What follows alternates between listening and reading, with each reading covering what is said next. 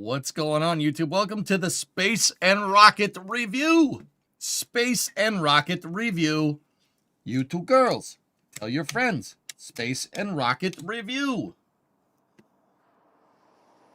What's going on, guys? It's a good day for space news. It's a good day.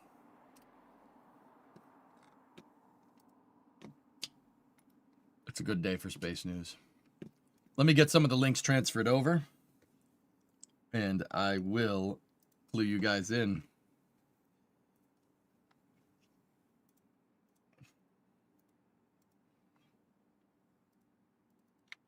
I mean, we're going to headline. Actually, we should probably... What do you guys want to do? You guys want to do all the other stuff first? We should do all the other stuff first. Because I'm worried we'll never get to it otherwise. Hey, Lava, what's going on, man? Oh, today is such a good day, man.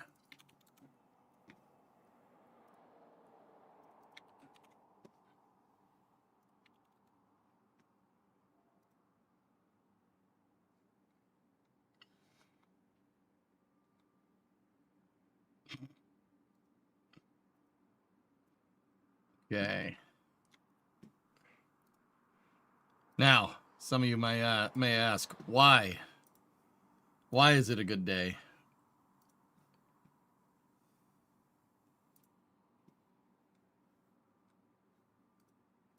Hang on, let me just clear my notifications.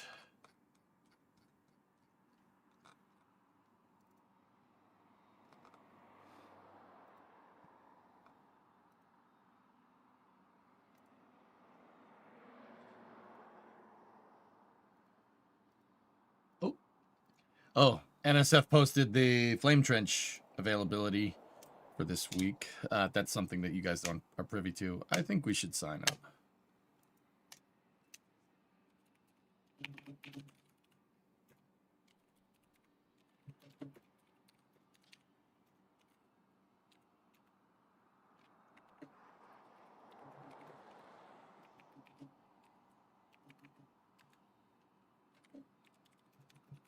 Sorry, I had to take a dig at Kevin, and now we should be good. All right, so, guys, it is a great day for space news. You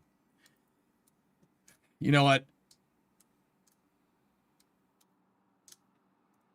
Yeah, it's a great day for space news. The Senate confirmed first name, last name to be the 15th administrator of NASA.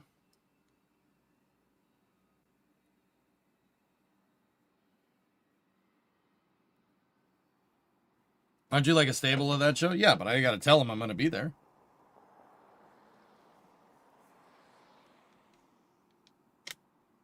Rook getting confirmed on Kitty Hawk Day is pretty cool. That's right. So this is just a placeholder, but guys, if you haven't heard, Jared Isaacman became the 15th administrator of NASA official today with a vote from the United States Senate.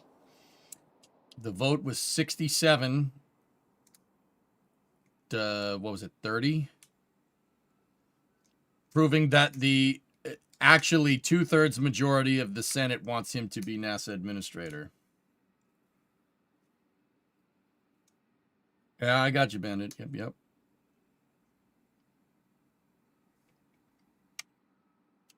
$67 to $30. That is a big deal.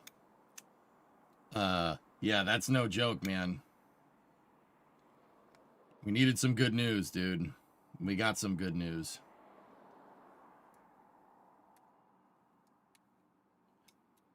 What was the NRC guy's name? Richard Weaver, I think was his name. Yeah. So pretty much as of right now,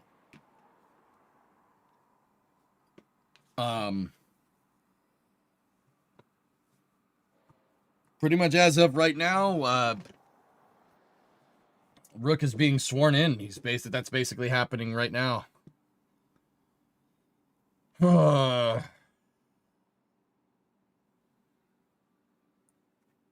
That's pretty good, man.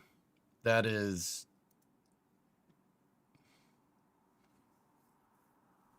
Pretty wild.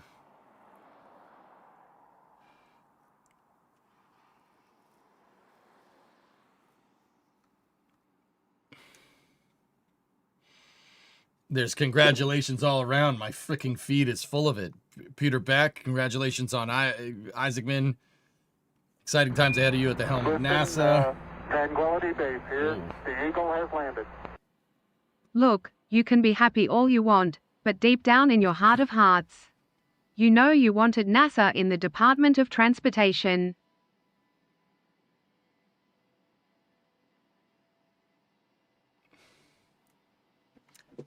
Dave Limp. Good stuff. I wonder, did Gwen say anything? Let's see. No, not yet. Let's see if there's anything from the man himself.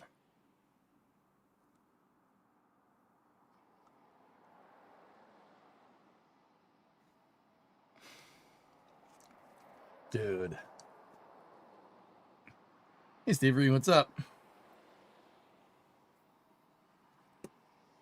67 out of 97 is 69%.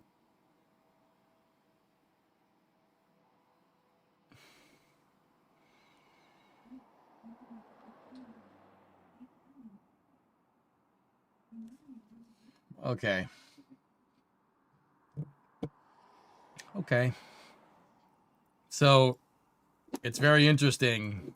Coincidence or not, but December 17th, 1903, 122 years ago, was the day that the Wright brothers took to the sky with the Wright Flyer.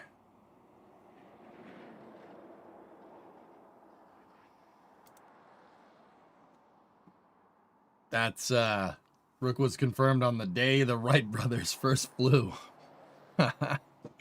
Pretty cool, man.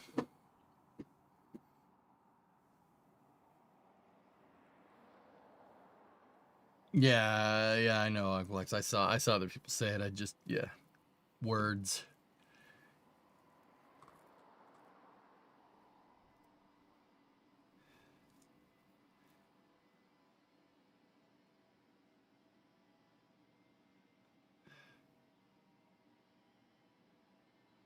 I don't even know what to say. That's pretty crazy.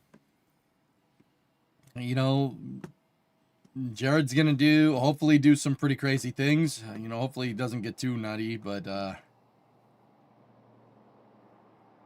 any news from last night in the JAXA scrub? No. Not bad for a high school dropout. The NRC guy got 69 votes. All right.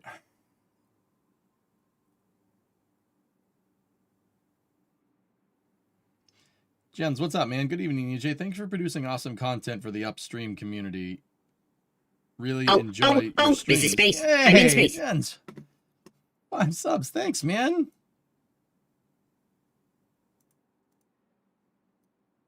All right.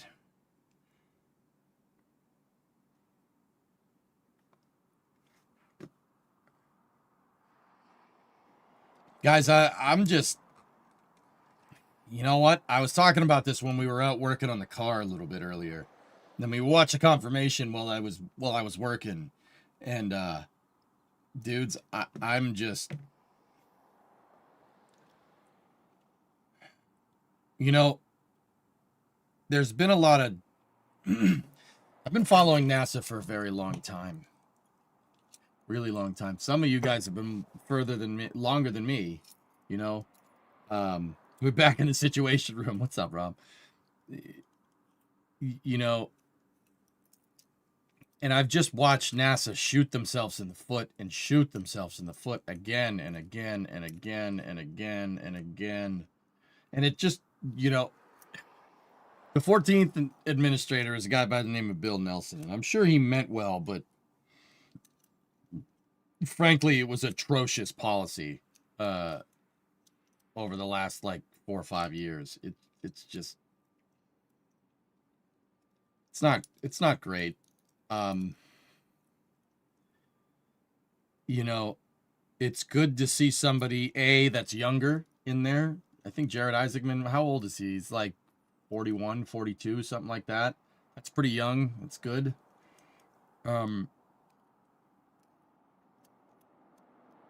Me neither, Admana. Yeah, I deleted that immediately.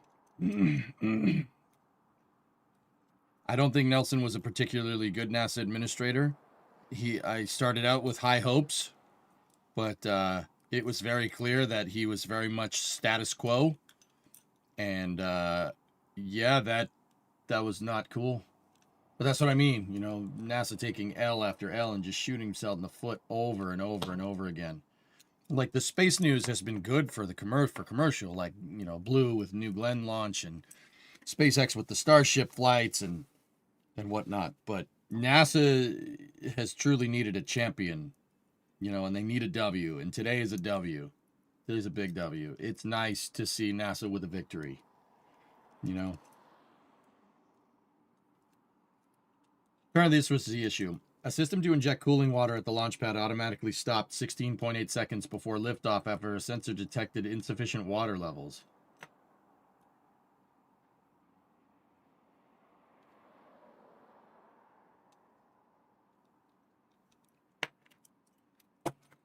Mutter, did you watch me cover the Electron launch yesterday, bridging the swarm? I said that it is very rare that sound suppressors don't work. It's very rare, because I thought that's what happened with Electron.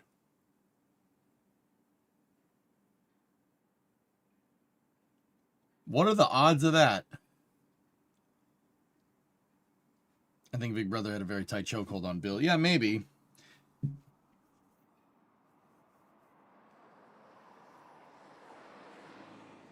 Oh, jeez, Jens. You jinxed it. Yeah. I said that it's very rare that that happens, but then just 6 hours after that, a rocket scrubbed because the sound suppressor didn't work. That's weird, dude.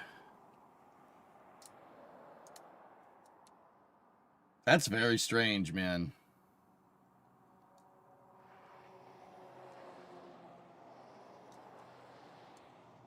Anyway. It's really nice. Jared is 42 years old. Thank you.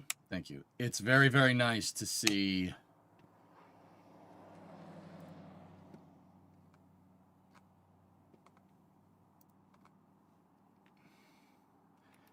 It's very nice to see NASA with a W here. Well, I mean, we don't know it's a W. I think it's good news, but to be 100% honest with you, it kind of remains to be seen.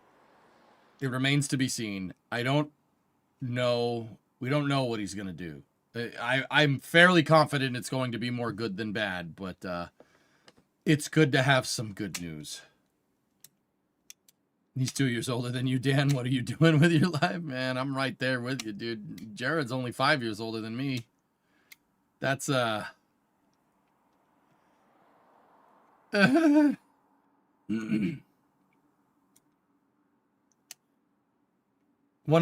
net positive over Sean Duffy. Yeah. I mean, isn't he a self-made billionaire who's trying to consumerize space travel? Is that what NASA wants? Yeah. I don't know. Like I said, it kind of remains to be seen, Rob. We'll see how that all kind of goes together. Out of curiosity, if you could pick anyone alive right now, who would be the perfect NASA administrator?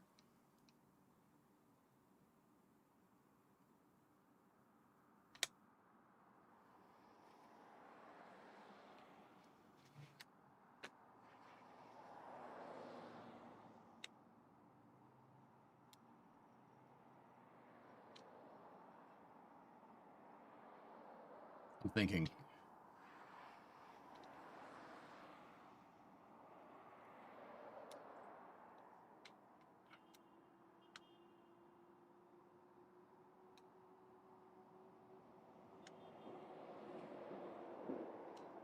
I'm thinking. Just pick yourself. Mike Griffin would be at the top of my list.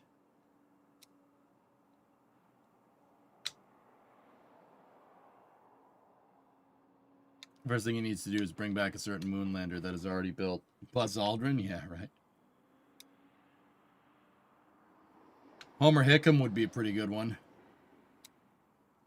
Chris, you turned 35 today. You feel old? Man, I'm 37. Yeah, so that's nothing, dude. It means nothing. Whatever. Tori Bruno?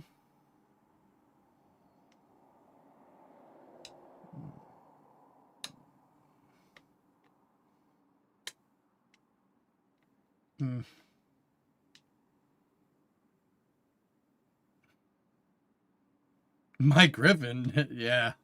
I like Mike Griffin. I think his ideas for Constellation were amazing, dude.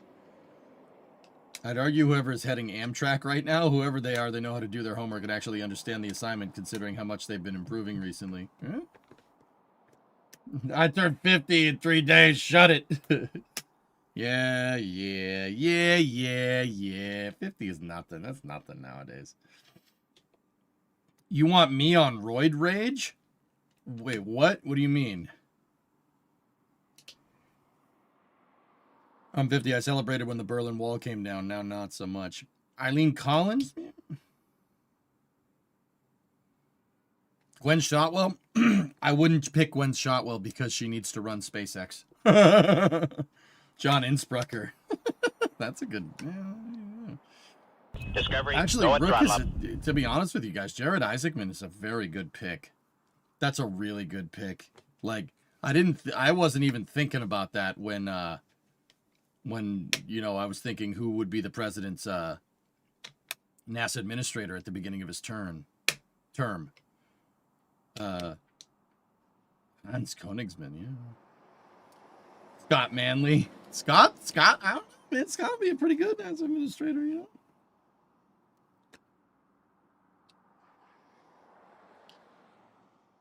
Come on, help Jack out. He's going to have to run 10K soon. What do you mean? Jim Bridenstine was his first term administrator, Rob. Jim did a pretty good job. Actually, to be 100% honest with you, Jim has been the best NASA administrator that we've had probably in the last 30 years. Yeah.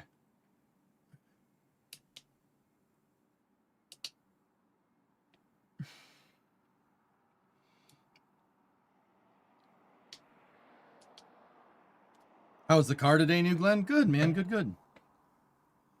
Gerst. That's a good guess. That would be...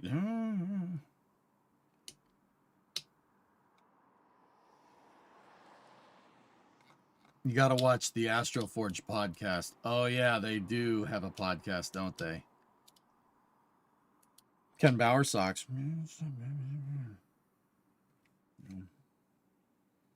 Sorry, I didn't mean to be rude. I was just surprised to hear Mike Griffin. I like Mike Griffin. Sad, like, if we're going to go for an in-house government space program, that's who I thought he would pick, but no. That's, yeah.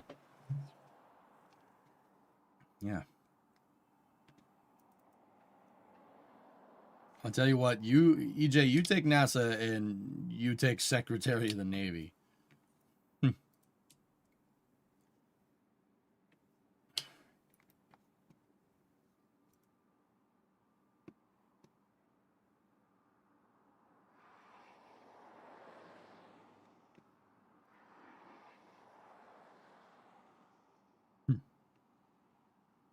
Brimo, because she could put up and handle my tail.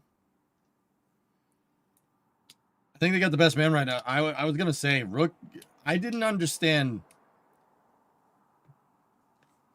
understand Rook picking Jared Isaacman. Not when he first did. Not because I wouldn't think that Jared Isaacman would be a good administrator. Because it was more like, wait, we can do that? We can just pick him? No, I haven't, Hellfish, no.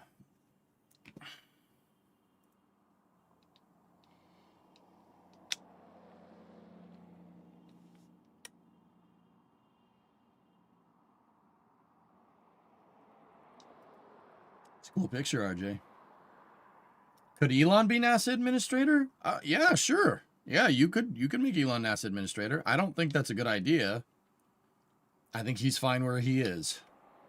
So like that's the thing, man. You gotta be careful about, you know, who you pick.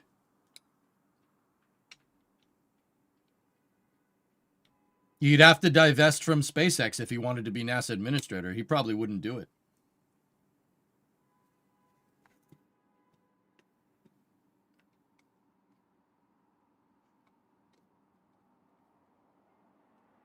I don't think he'd be a good NASA administrator. Let's put it like this. I think that Elon's brain is not suited for the purposeful inefficiencies of government. I think that's a very nice way of putting that, and we'll leave it at that.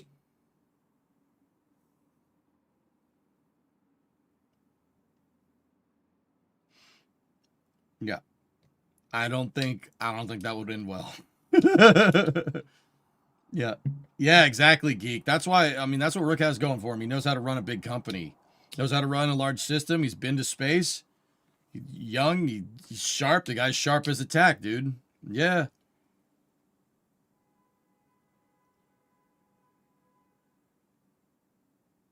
Okay, President EJ, who do you select as NASA administrator today? I'd probably... First of all, you do not want me being president. That would...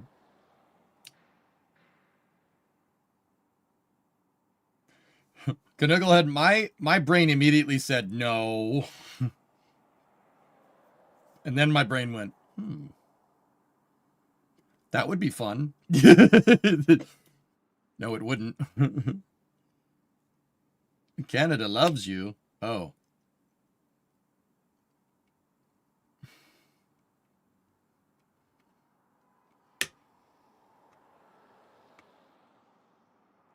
I don't think you guys would want me being president. Your brain went, bring back the space shuttle. How'd you know? Yeah, Nader, I'm with you. I know. Yeah. Guys, the government has purposeful inefficiency built into it. Checks and balances is by default purposeful inefficiency. It's designed like that on purpose. To make sure nobody consolidates power. I don't think that is how Elon likes running things, you know? Yeah, word thoughts, exactly. Hey, Bran, what's going on, man? What's up, Rocket Man? Nothing, man. What's up with you?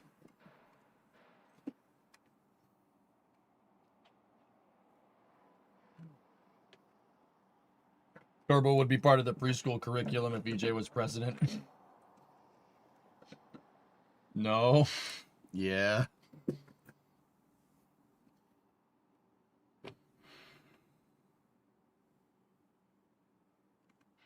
See, that's the thing, dudes. I'm thinking about this more and more.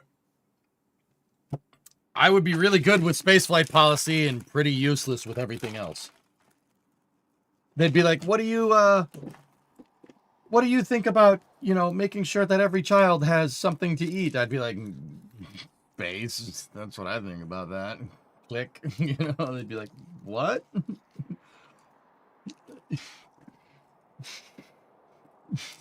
Hey, what do you... This country has gone rogue. What should you do about it?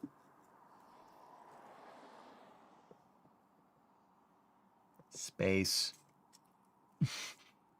Just blame Canada for everything? I can do that. Yeah, we could do that. Yeah.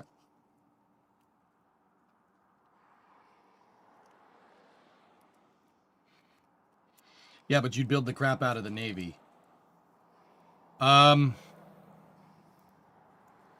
Yes. Yes, John, that's correct.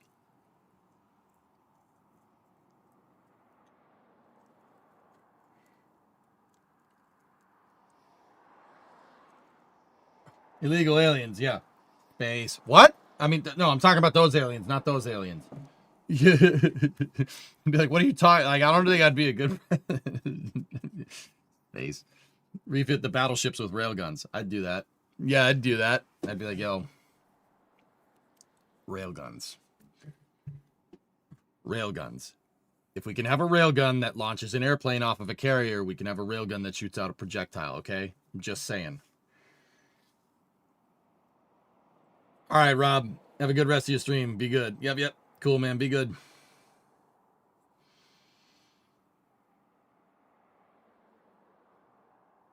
Build a new Iowa class with railguns? Yeah. All right, Wertaz, good night. Blame Canada.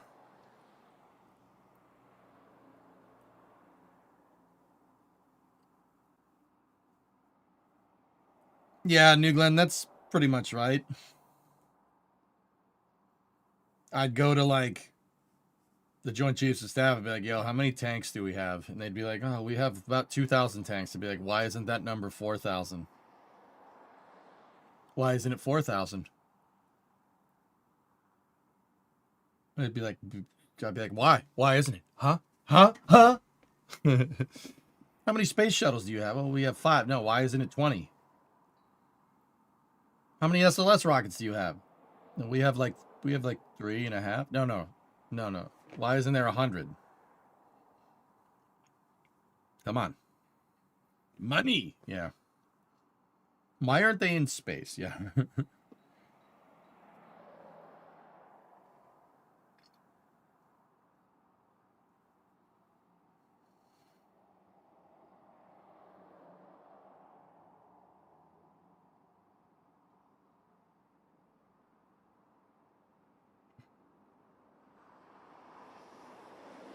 I thought railguns were currently impractical because they basically require a vacuum because of the plasma heating in the air. You could just not launch it at light speed. Light speed.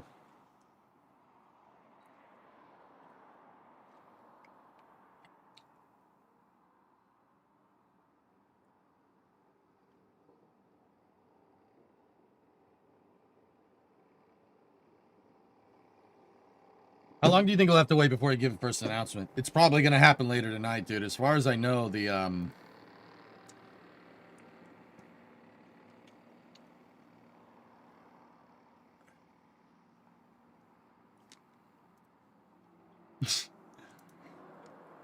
why are you building more ships? Are you planning to go to war? No. I plan on preventing a war. That would be my thing, Lunprod. I'll share a political opinion that I have. 1, walk softly and carry a huge freaking stick. No one's going to screw with you if you have more guns than anybody else. And not just, not today's guns, tomorrow's guns. You understand what I'm saying? No one's going to screw with you then. Teddy Roosevelt. You got it, Bran. I firmly believe that. If you have more ships than the other guy, heck, if you have more bullets than the other guy, that's a big deal. Like missiles, for instance. Say we do get into a fight. How many missiles we have? How's that? How long is that going to last? Well, that's how I think. I think it's very engineer brain, you know? I got your message. I don't know, man. You know, how many missiles we got? How long is the missiles gonna last? How many tanks we got? How many Humvees? I want to know everything. How many Humvees do we have? Discovery, go at throttle. How many MRAPs? You know, how many rockets? How many rockets we got? How many? Like, if you went to NASA right now and said, "Hey, how many rockets you got?" They'd be like, 3.5. 3.5. NASA has 3.5 rockets. You have Artemis 2, Artemis 3, and part of Artemis 4. 2.5. 2.5 rockets? Now, don't get me wrong. That's not really how that works, and I know that's not how that works. But also, when you say it like that, it evokes a certain point.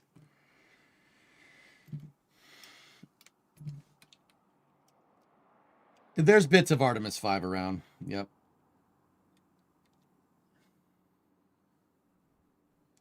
Nick, Baby Shark. Yeah. Actually going off on launch cells, too. Check Discord, please. I'd literally just checked Discord right before you said that.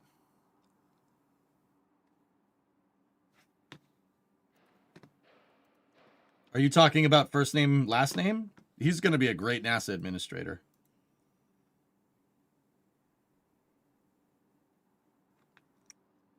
Yeah, exactly, Alex. You ask SpaceX how many rockets they have, they'll tell you 30 to 40 Falcon 9s, got a couple Starships teed up, good to go. Why isn't NASA doing that? Just saying. I'm saying that with a SpaceX shirt on. 3. You got 3 rockets. Okay. The U.S. and its allies still have the advantage in launch cell numbers. Okay, so Hellfish, my next question would be how much of an advantage? Why is it not double? You can't be sure. It's war. There's tons of unknown unknowns. Just looking at it from a purely spaceflight engineering point of view, war has tons of unknown unknowns. Hell with that.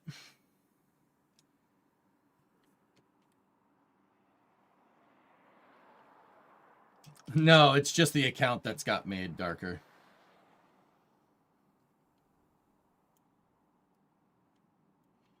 Actually, honestly, if it was me. Okay. Oh, I don't know if I want to get into this conversation. We'll get back to space news. I would be looking at drones. I would be looking at domestic drone manufacturing. And in order for domestic drone manufacturing, you need domestic chip manufacturing, domestic electric motor, domestic prop manufacturing. Because I think every squad should have a drone guy. Drone guy carrying 2 to 3 drones just on his back. 1 for recon. 2 that go bum bum.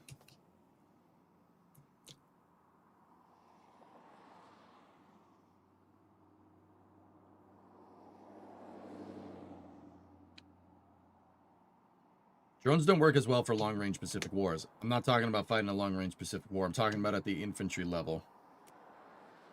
What is the bottleneck on making Artemis faster? We gotta want to at this point, John.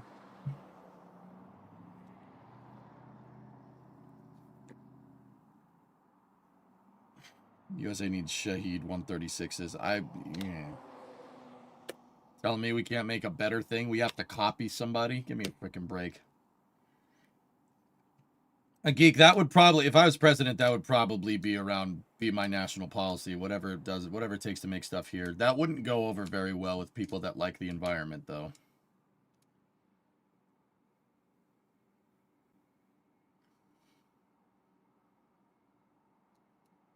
Also, we need to rather shorten the time between concept and deployment. NASA needs to be able to take risks, Aqualux, for sure. Yeah.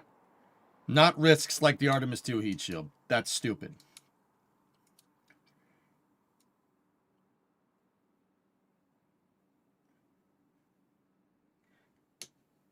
Yeah, I would be really looking at, and I know this is completely unrealistic. I'd be looking at tomorrow's war, right? But tomorrow's war is hard to predict. That's the thing. My whole thing would be centered around deterrence.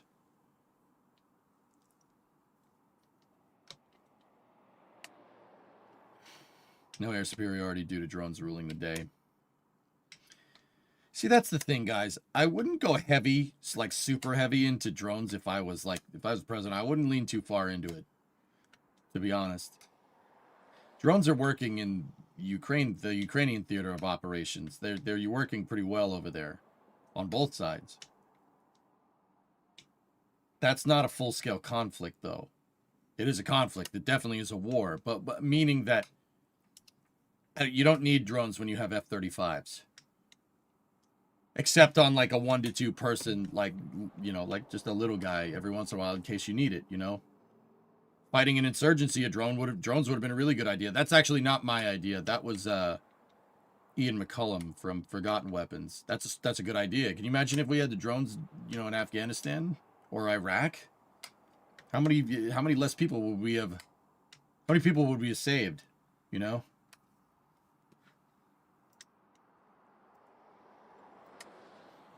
Gun Jesus, yeah, exactly. He said that. That's a very good point. Yeah. A drone swarm would probably beat an F-35. No, it would not. Cerebral, it wouldn't. Unless the F-35 is flying below 5,000 feet, which F-35s would never do in a theater of operations.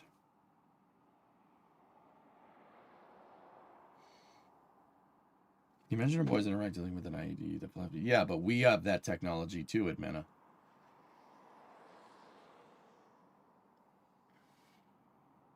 Booster 19 hot staging segment moved into the high bay last night. Nice. Can the F-35 be flown remotely? No, but it can control things. The F-35 has its own drone swarm, guys. That's what people don't understand. Drones are a single piece of the puzzle. Yep. He said that tearing the MCX Spear a new one, which it deserves. I'm kind of with him, dude. He kind of sold me on it, Coltec. I'm not going to lie to you. What the hell is the point of that thing?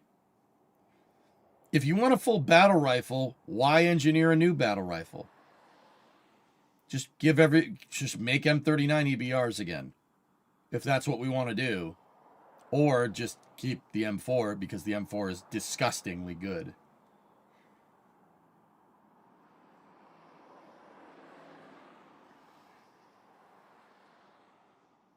Yeah, I know, New Glenn. Mm-hmm.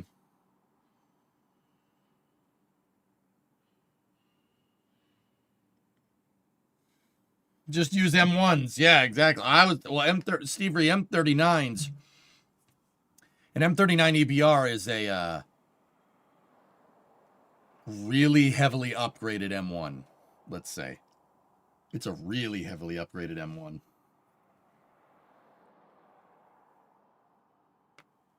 Anyway, first name dot last name. You don't want me being president. I'd do a NASA administrative job though. I'd do that. If Grandpa Buff became a drone mothership, it'd be game over. Can you imagine it, Mana? You have like a JDAM, right? It drops it, but instead of actually like impacting the ground, the thing just opens up and it's just a cluster of freaking drones.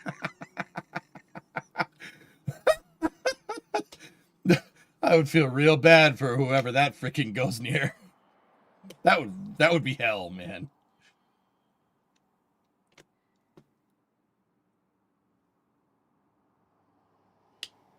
The dumb rule of engagement is what held us back and hurt us. Yeah, I know, goalie. Yeah, turns out the military is not a police force. I'm fairly certain that exists, even if it's not public. Illard, yeah, like I said, if we thought about it here for like just a split second, you know somebody, Uncle Sam has thought of it, right? Chris, you would cancel the retirement of the A-10? I wouldn't cancel the retirement of the A-10, Chris. I would make something better. That's right. The A-10 is kit bashed, fellas. It's kit bashed from parts from the 70s. Seriously, it's kit bashed. The gun isn't even. The gun isn't even that. The gun is part of the model kit, so to speak. The A-10 is a kit bash thing. It's not. They made it out of spare parts. So we're ordering F-35s left and right. You telling me we can't make a couple of extras? Take parts from the F-35. Make another A-10. Keep the Gatling gun.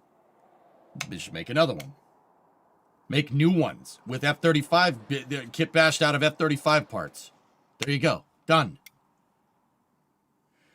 I'd still build it around the GAU-8. The Avenger, John? Of course. Build around the Avenger. But the A-10s that are currently flying, guys, are like 50 years old. You got to remember, that plane's from the 70s. When was the last time an A-10 was produced? I'd basically build another one. Build a new one.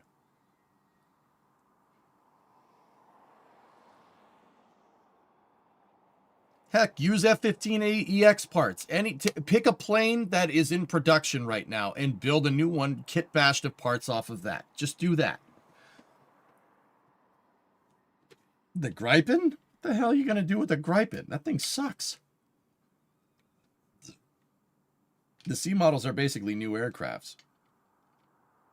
An F-35B with a 30mm Avenger on it? Oh, God. The last one was in the early 80s. Okay, so make more. Oh, Gripen is cool? Swedish. Whatever. Picture a stealth A-10. That's what I'm saying, goalie. Build a new one. Build a new one! Just modernize. Fully modernized. Build a new one.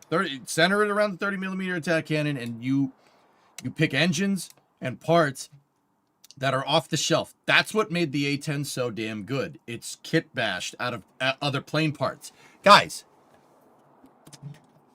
you see that? You see this thing right here? We were playing Flight Sim yesterday. See that? That's an A-10's flight stick. You know why? because they kit bashed the A-10 from the F-16. It has the same flight stick as an F-16 because it's just made out of leftover parts.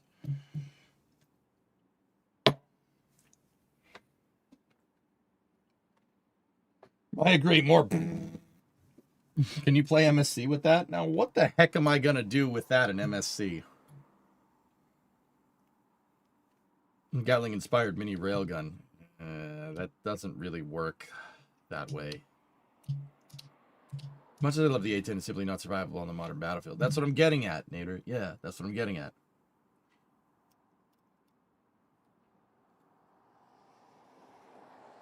Yeah, exactly, spoiled. Mm-hmm.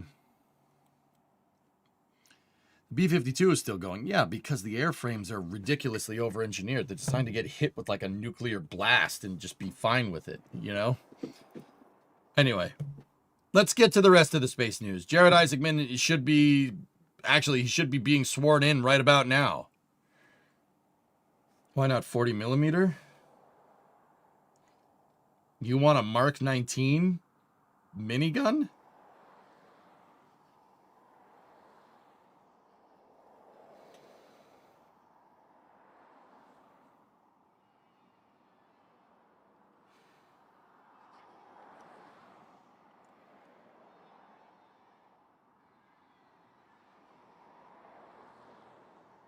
Illard, you don't get to have a $10 billion project go over 200 billion with a kit bash, though.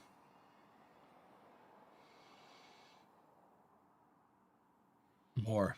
You want the new A-10 to have 40 millimeter Bofors attached to it?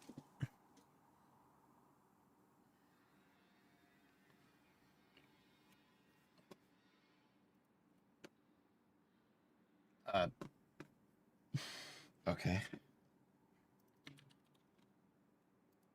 All right, we'll get into the rest of the space news. Phil, what do you got for me? No, that's ESAR. I still have that news, but this is what I wanted right there.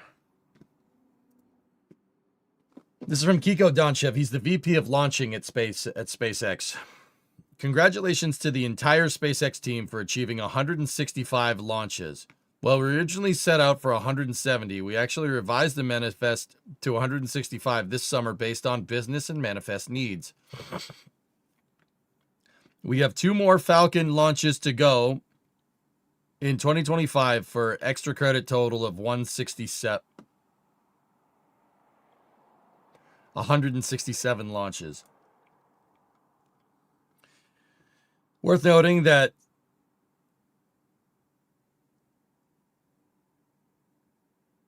Starlink 6-99 was our last single stick from 39A for some time as we put full focus on Falcon Heavy launches and ramping up Starship from the Cape.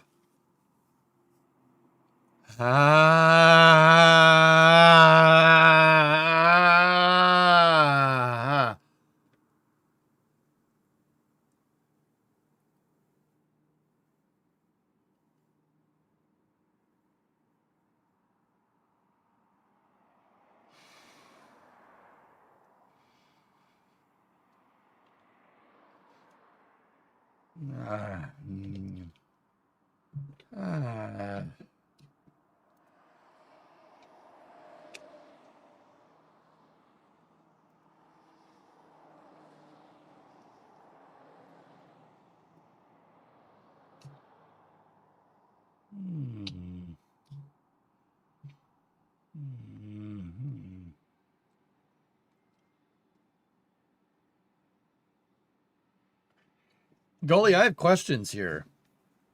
So you're telling me we can have Falcon Heavy and Starship on both their pads, and Starship on both pads at 39A? Oh. Whoa. Whoa, dude. Hang on. Let me check something. I just want to see. When he says Falcon Heavy, how many...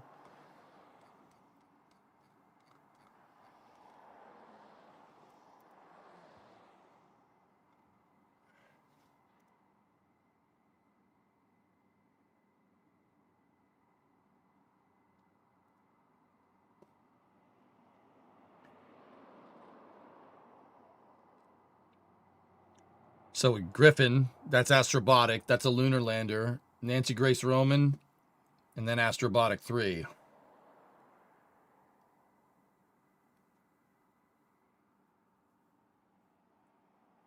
How many Falcon Heavy launches did they do this year? None.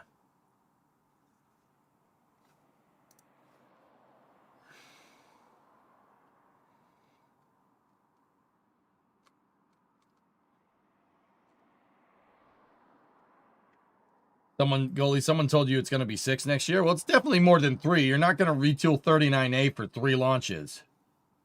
You're not going to do what he's talking about just for those 3 missions. What's GLS?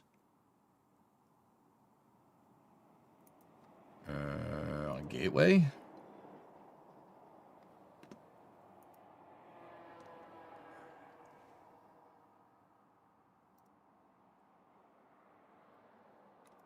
No. It's got to be some of these guys. SF-75, SS-70, L-97. Because, let's be real, these missions aren't happening soon.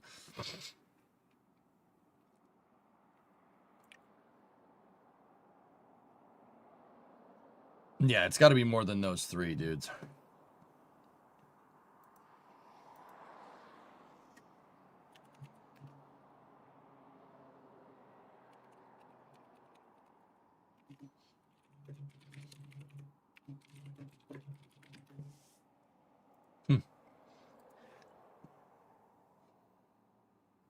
Now, you know what the other thing I was thinking about, dudes? If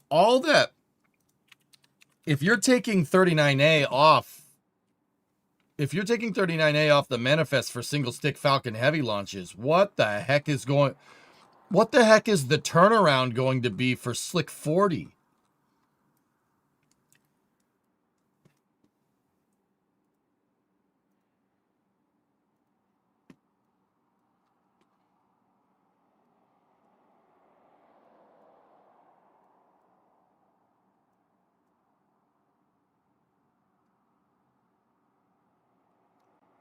Yuri, I expect Gateway on track for 2027. Not sure, but for sure not 2026. And 3 launches is not that much. Yeah, that's what I mean, dude.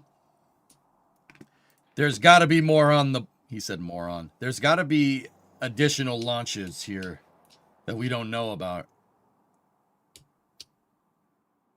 Slick 40 does support crew missions. Yeah, they built... SpaceX last year built a crew access tower.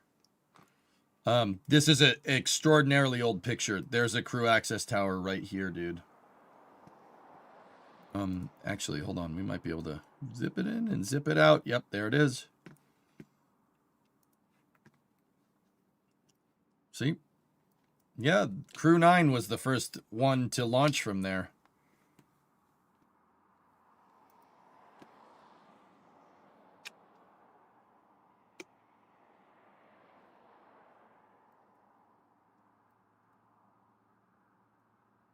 It's got to be Department of Defense missions, dudes.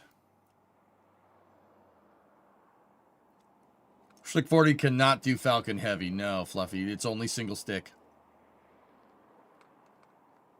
Now you get why they put the landing pad so close. Yeah, over here, actually, basically where that circle is a landing pad.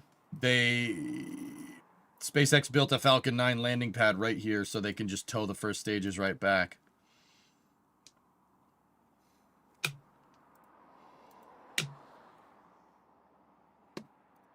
Interesting.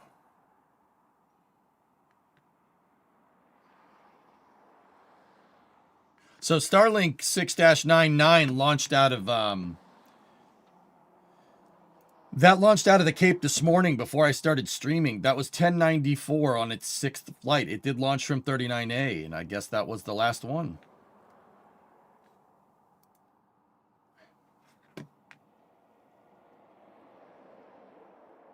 Why do all these launch pads have perfectly circular roads around them?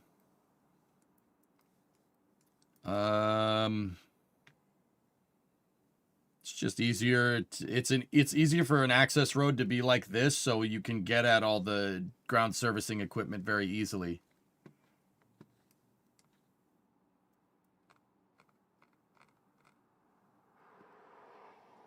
Pad HIF launch? What do you mean? Oh. Pad right into there and then launch it again? Jeez.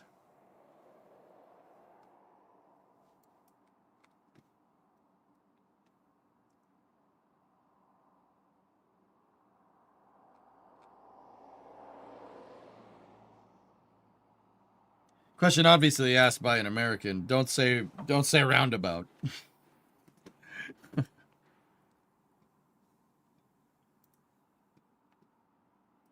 Nice typo, Nader. Yeah. Single stick for some time. Yep. Nice autocorrect, dude. I can't say it on stream, but that's still pretty funny, man.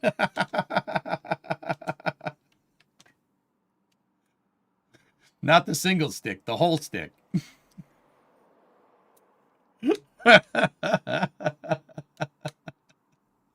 Oh, dear. It's just short for Bonhomme Richard. Yes, that's right. Cool. How long does it take to integrate the upper stage? Not long, dude. Don't. Does this mean 39A is offline for 5 to 6 months? Yeah, guys. I think that's going to give them all the time in the world to do that. Maybe they want to build the VIF for the Department of Defense Falcon Heavy. That's a good point, Phil. Yeah, Fluffy, look. Read. This is from Kiko Donchev. He's the vice president of launching at SpaceX. Start thinking what is heavy that needs to go up. Gateway.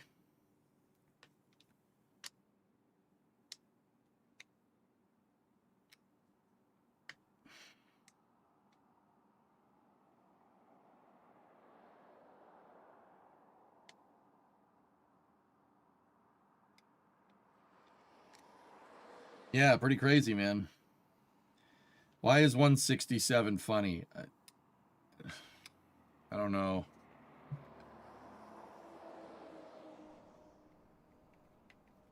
No, I'm not doing that, Knucklehead. I'm not doing that, man. Yeah, so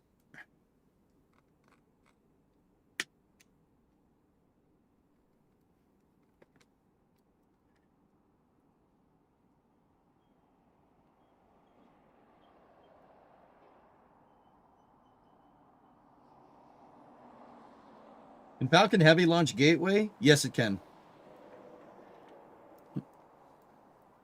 Yeah, I think they might. Maybe they'll start building the VIF, the vertical integration facility.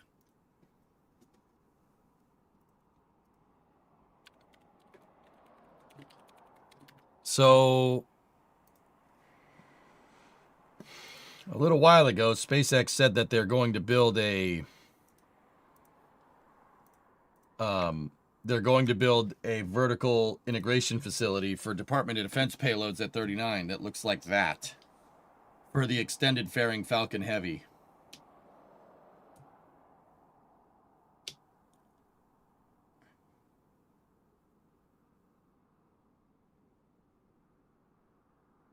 Maybe they'll start building it, dude.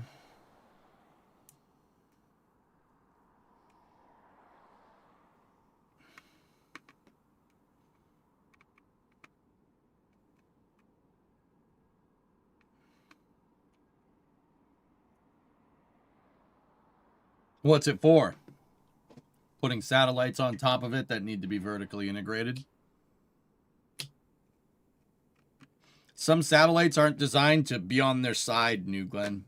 And Falcon Heavy needs to roll up sideways to the pad like this and then rotate up into position up there.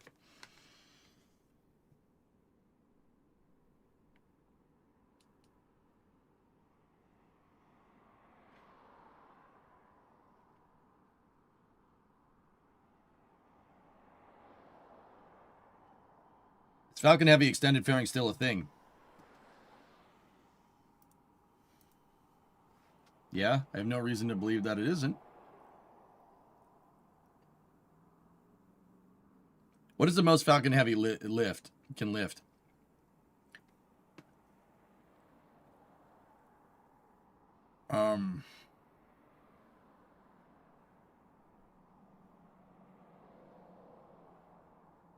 Dude, Falcon Heavy can do like 70, 80 tons into Leo. If you expend the center core, yeah, 70 tons. That extended fairing is also needed for Gateway, might I add. It can't launch the Halo, the Habitation and Logistics Outpost and the power and propulsion element of Gateway without the extended fairing.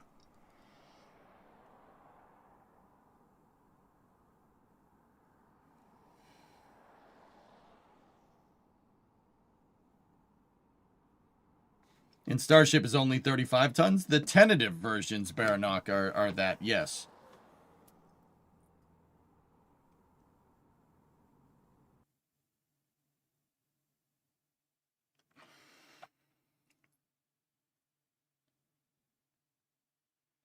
You can't, though, because it uses a payload adapted in second stage from Falcon 9, so Falcon Heavy can only send Falcon 9 payload mass in one go. You haven't read the updated user manual for Falcon rockets, Yuri, have you? SpaceX introduced a new payload attachment fitting. Go look.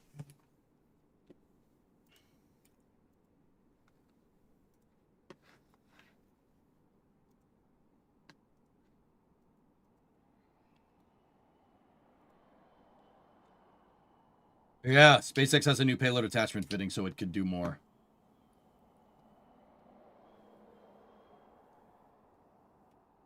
Believe it or not, if that user manual, Yuri, makes it seem like the payload attachment fitting was your bottleneck there for structural loads, which is all right. Would Gateway use the VIF? Unlikely. I don't know, dudes. It's been a while since SpaceX teased that, so who knows if that's even getting built. Is there no fuel on the moon or other planets? What kind of fuel?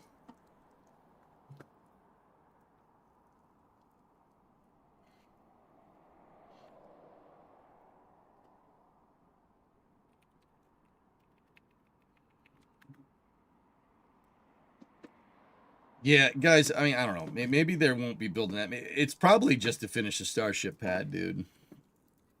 Like, SpaceX is still working on the larger fairing. Yeah, that's still a thing.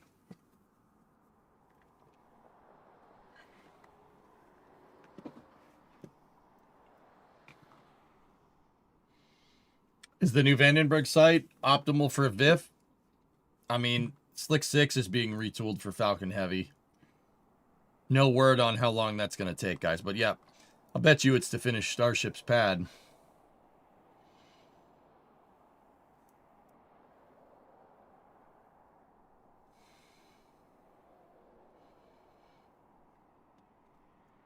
That's crazy, man. I can't believe this is all going on here.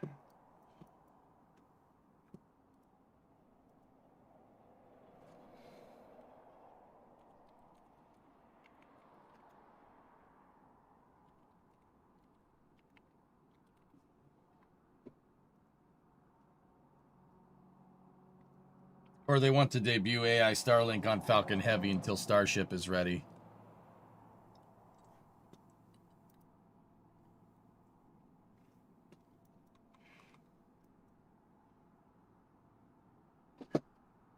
Bill, is it bad if the only reason that AI Starlink, I'm like excited about AI Starlink is because it could potentially give SpaceX enough revenue to fund Mars missions indefinitely? Is that bad?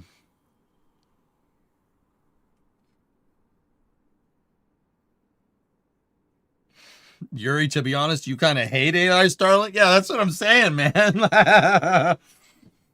Sorry, you'd gladly forgotten about all the SpaceX AI stuff. I'm sorry. I didn't mean to bring it up. I'll change the subject. Yeah, Vanta, there you go. It's too early to tell. Yeah. Like, Starlink, I was like, oh man, it's internet for everybody. That's so cool. It's like AI Starlink. It's like, okay.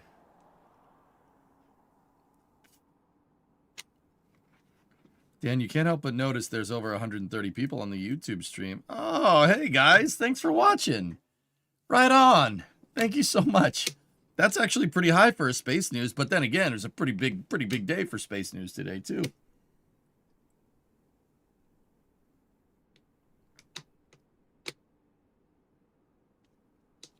The Jays traded.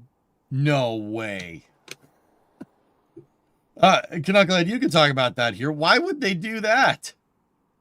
Wait, really? No, you got to be kidding me.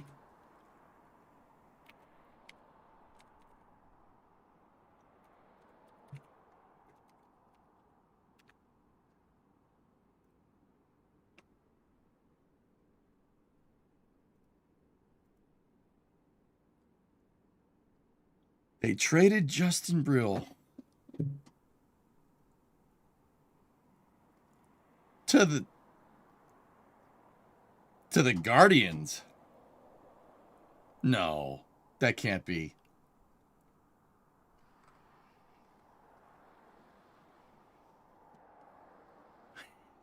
They did. They traded him to Cleveland. What are you guys doing?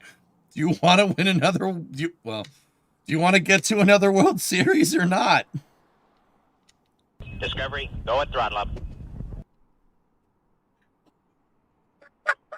That sucks, dude. That sucks so bad. Yeah, score. Yeah, Coley. Yeah, Coley's over there going over to a Cleveland Indians fan. He's like, eh. Yeah, the Indians. There you go. It's the Indians. That's right. The Guardians. Yeah. Hey, DH. 5 gifted memberships. Thank you.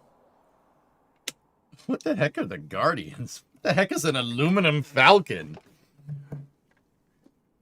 EJ, I know you're not crazy about college football, but did you see the Montana Grizz 93-yard punt return during last Saturday's game?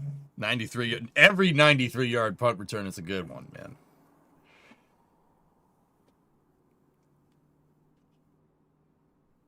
Rarest, OpenAI has 1.5 trillion in payments due to data centers and lost 12 billion this quarter.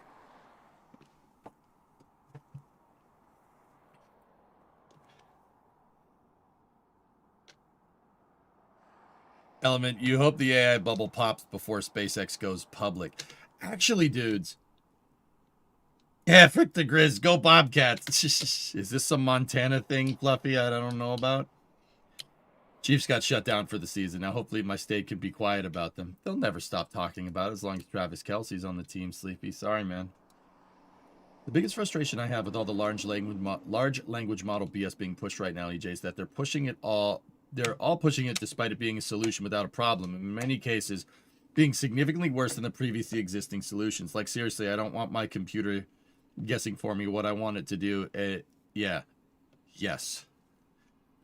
Want it to do and use itself while sharing my search history with its corpo daddy. It's the latter part of that, Aqualux, it's the latter part. Dude, I think so. Okay, personally, I think you kind of answered your question. There's no solution for it. Data farming is its solution, dude. Think about it. Oh, that's the ultimate data farmer.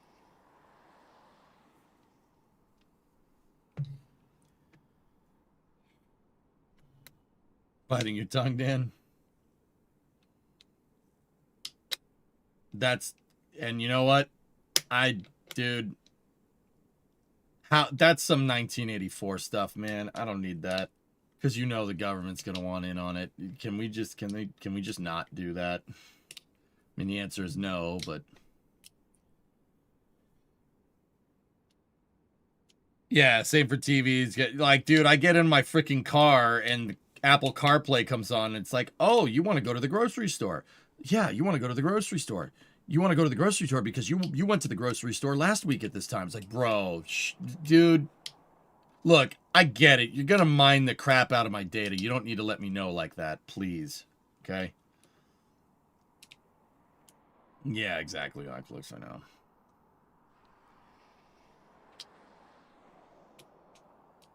It ain't much, but it's dishonest work. Mark Zuckerberg, Michael Scott, Wayne Gretzky. Yeah, I don't like it at all. That's why I try to stay private with a lot of things, dude. There's just stuff I just don't put on the internet. There's stuff I don't bring near my smartphone or whatever.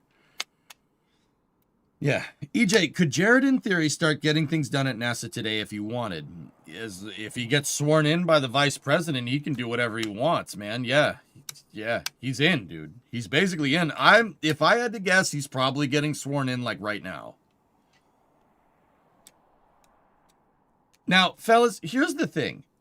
I was talking with Brimo about the whole space IPO AI thing. You got a launcher vector vibe going on, and I like it. I do love flight operations and launch direction. I'm glad you like it, Mock Diamonds. Ah, I got you. Nice. Everybody, we like Mock Diamonds here. We're pretty big fans. Duffy's portrait was literally taken down within minutes of the confirmation. Dude, you know, in hindsight, man, I like... Okay, Fanta, am I a terrible person for saying this? Like, I don't know, maybe. Fanta, I like that Sean Duffy was on the news all the time talking about NASA. I really do. I really appreciate that. Like, I'm not even kidding. He was there talking about what NASA's going to do, talk about what NASA needs to get done, etc., etc. I really... You know what, man? I don't like the DOT NASA, you know, rolling them into one thing. That pissed me off. I didn't like that. That was really stupid. But up until that point, I don't think he was doing necessarily bad. You know, it's just, yeah. You know, it's interesting. I like that Duffy was in the public eye a lot, but let's just say he was keeping the seat warm for Jared Isaacman. Let's just say that. And people taking his portrait down at NASA HQ is saying pretty much the writing is on the wall and the picture is off of the wall. You know what I'm saying? You know what I'm saying? You know what I'm saying? You know what I'm saying? It's saying a lot. Yeah, really, exactly. Yeah, exactly. Is there a stream of them swearing him in? I really hope they would stream it, but they probably won't. Guys, I was talking with Brimo about this SpaceX AI thing. And, okay. So here's the thing. They want these Starlink AI satellites, right? And that they're using that to make basically a decentralized data center on orbit, right? That's the whole plan, okay? That data center will have AI computing on top of it, so basically it's Skynet. Like it's basically Skynet minus the guns. It is, for what it's worth. Not that I like saying that, but here's the thing. Look, say they do it and they IPO, right? And AI is a bubble and it pops. You still have a data center in space. And you're offering, even without the AI stuff, you are offering a service here that no one else has. So even it makes it pretty dang recession proof. Because once again, you have a data center where the electricity, the power that it consumes is nothing. Your data center, your Starlink AI satellites are still a data center in space. You basically can operate a data center for nothing. Think about that for a second. It's not a bad play. My guess is that Elon wanted to put the AI satellite component on board a modified Starship to get that AI money to do this, to build a data center in space faster than anyone else. What about cooling? So 619, is the cooling a hard problem to solve? Yes, absolutely. You have to work. You have to use thermal radiation. You have to you have to radiate light through blackbody radiation, which means these satellites need a big radiator on it. But the power is free. Think about this for a second. Your power, you have a data center that has no electric bill. The amount of heat that you need to shed off and the amount of power it takes to do that is nothing, right? So think about it like this.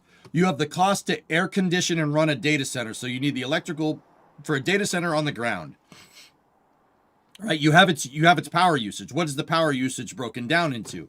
The power usage is broken down into computing power and climate control. You're already doing that down here.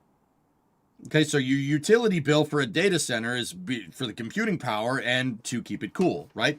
You have your computing power and utility. Okay? Up there, the power, the solar, you give it a big enough solar panel, the power is free. And you already have to pay for HVAC down here. So pay for HVAC up there. Or don't pay for HVAC up there because power is free. It's a data center that you can run for nothing. No utility cost. Think about that. Remo is actually the one that told me this. Like, I was thinking about it. Like, even if the AI bubble bursts and these satellites don't end up using AI or Grok or whatever, right? You still have a data center in space. And you have a data center in space before everybody else does.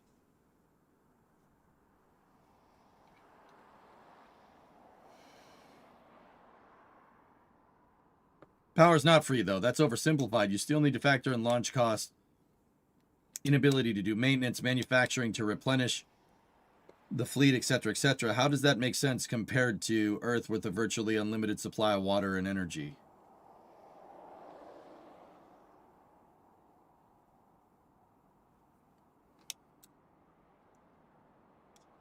All systems, see what Phil said right below you. He actually said it. But yeah. Regulation is also much simpler.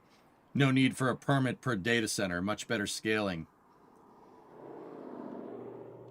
And mass solar power generation. I mean, all systems, here's the thing. They already mass produce solar panels.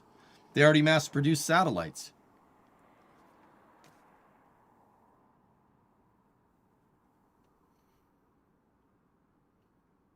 You get the no cost for electricity, but thermodynamics still exists.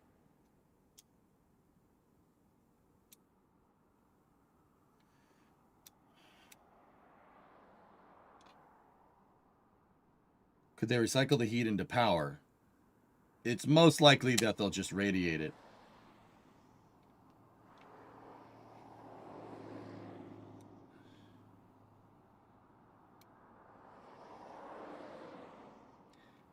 The SpaceX CFO said, clearly reassured that Mars colonization is a priority. Where did he say that, reactions? We're talking about SpaceX AI. I get that launchers are getting cheaper and cheaper enough that they offset the cost of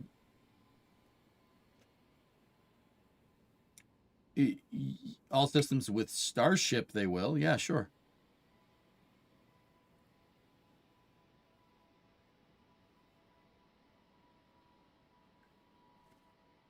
See, like, here, can I go read what you said again?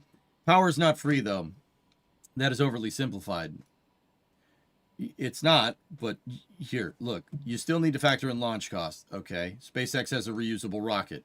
If you're looking to launch in scale, that's the cheapest. They have the cheapest way to do it by a long shot. Will that offset like a regular data center production? Probably not.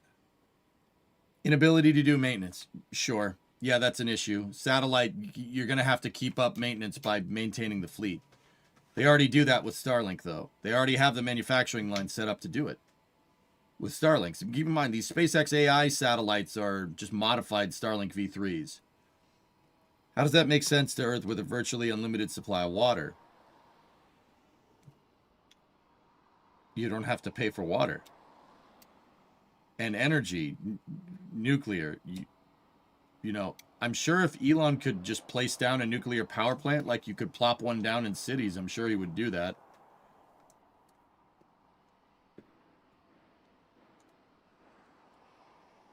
We're winning today, Shmam. It's a pretty good day. Jared Isaacman got confirmed as NASA administrator.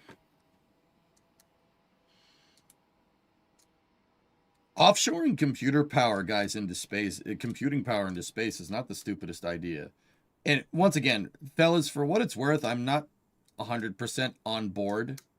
I'm not 100% on board with the AI thing. I mean, it's very risky, and I don't want to risk colonization of another planet over. I don't think that I think that risking colonization of another planet over AI, potentially a bubble, is a really stupid thing to do. The last time the commercial launch industry really leaned into tech in the 90s, it didn't work. It worked very bad, actually. We ended up in a gigantic recession because of the dot-com bubble, and the launch market collapsed overnight.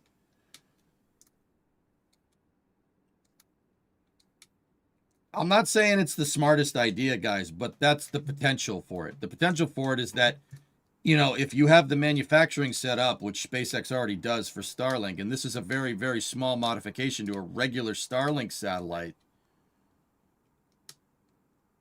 it's a no-brainer. This was the article from the CFO. Let me see. SpaceX executive confirms interest in an IPO. Okay, so that's from, okay, it's from Space News. I just wanted to make sure it was a reputable source, Milge. Thank you.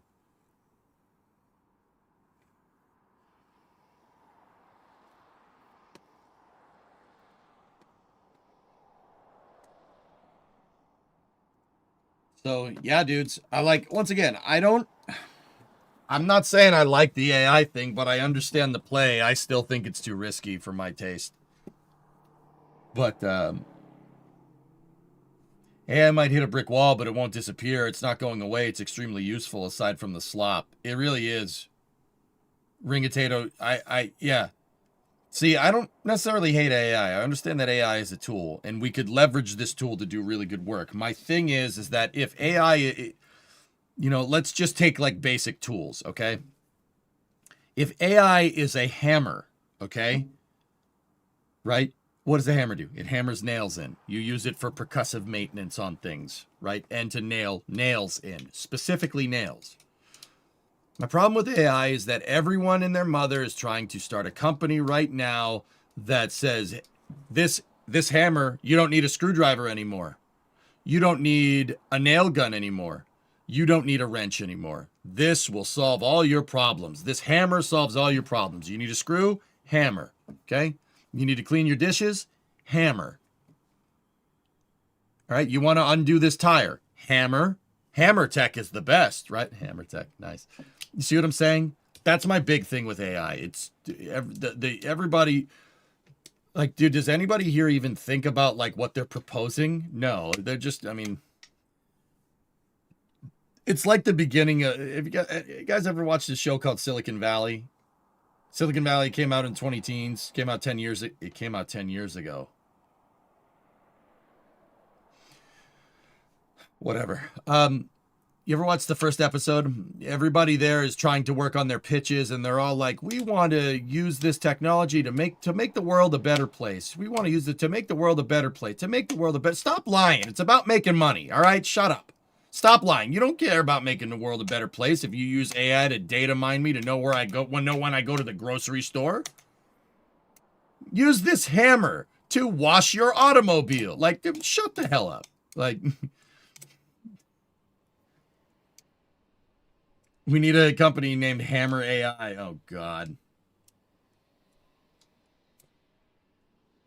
Yeah, exactly. A hammer is useful. Yeah, exactly. A hammer is useful in certain situations. Not every freaking thing.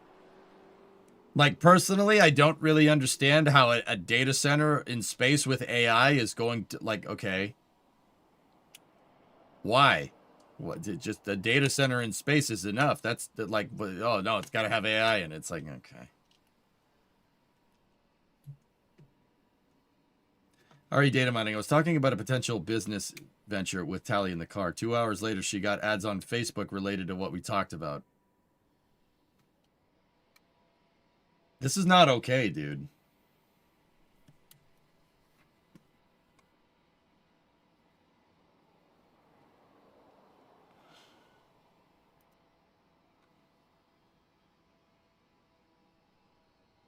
There was the dot-com bubble, but in the end, the internet became a global powerhouse. Yeah.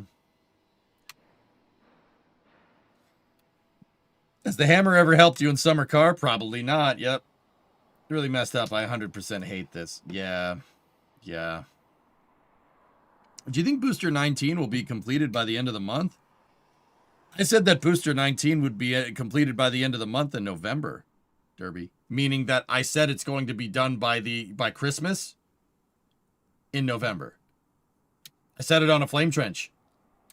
It was the Flame Trench right after the New Glenn launch. Yeah. Oh yeah. Booster 19 by Christmas. Of course. Duh.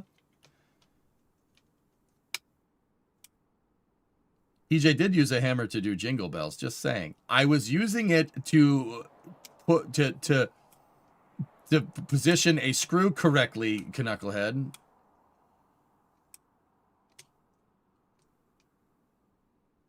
Wasn't HammerTech the competitor to Stark Industries and filmed at SpaceX headquarters? Yes.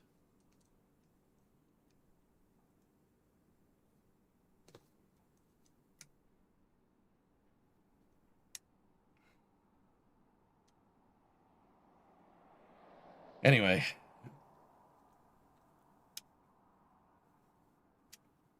Not sure about the new boosters. There's still no explanation why it popped. It popped the COPV, dude. The COPV handling is not great.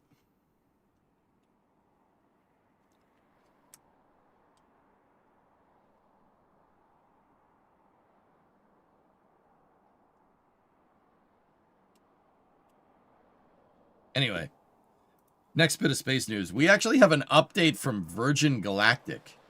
You remember them?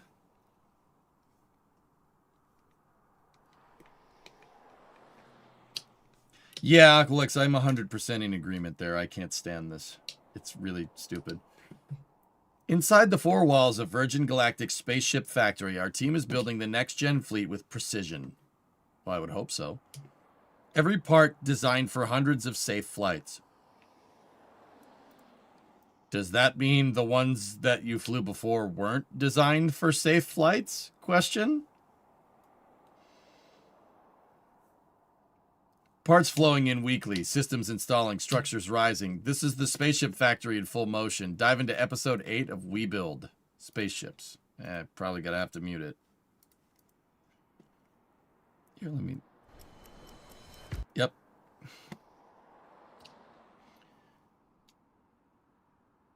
Virgin Galactic, the space tourism company, sending hundreds of millions of people to space per year? Yeah.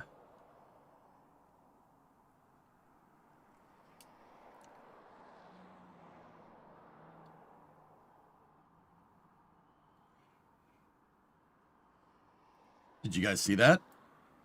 Nitrous tank. You think I'm kidding?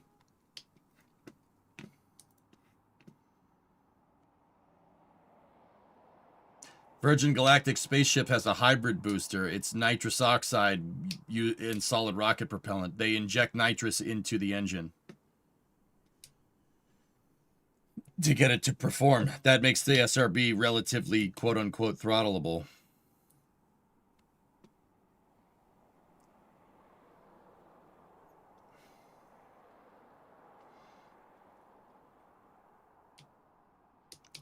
I don't know, spoiled, yeah. Hey, switches. What those... I was going to say, are those Clecos? Yep, there you go. There's your nitrous tank. And they'll put that in a jig and mate that to the fuselage of the airplane with a thrust structure.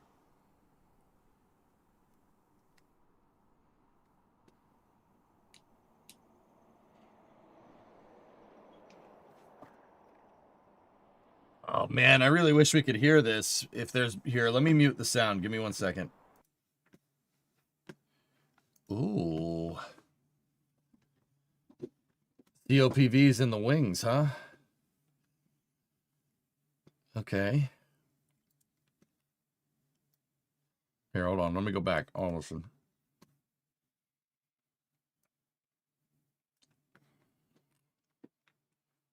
Just drumming music.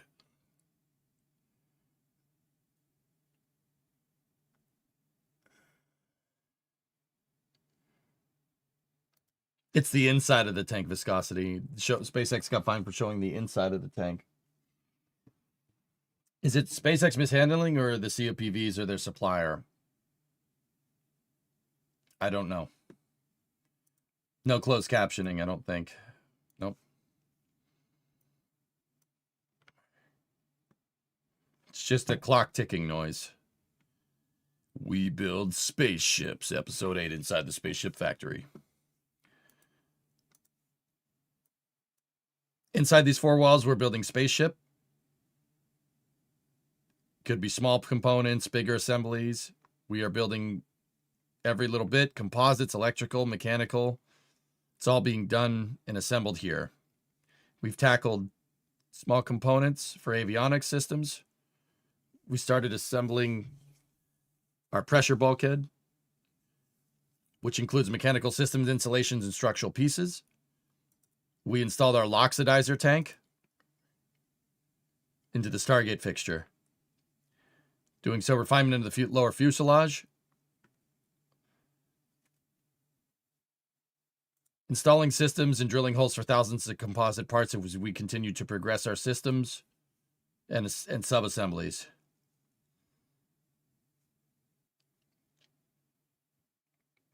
This is our first article. We've learned a lot. Everything is incredibly precise. Everything fit how it was supposed to. Our real-world models actually matched our CAD models, which was great. They installed some mechanical systems for the main landing gear. They've been doing other work down on the bench with other composites.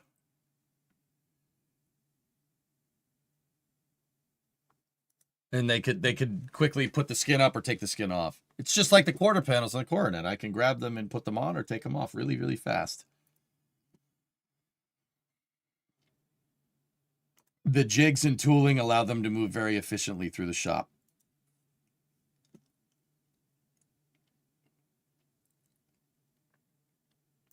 There's 3,500 holes in the wing alone.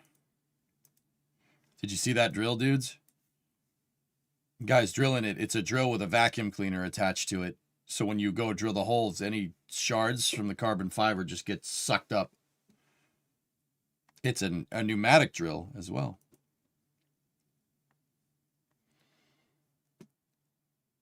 Before they bonded everything together, and now that they've matured this design, they're using the drill and fastening everything on there.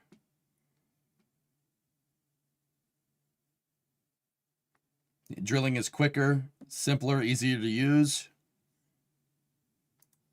Ha ha ha ha!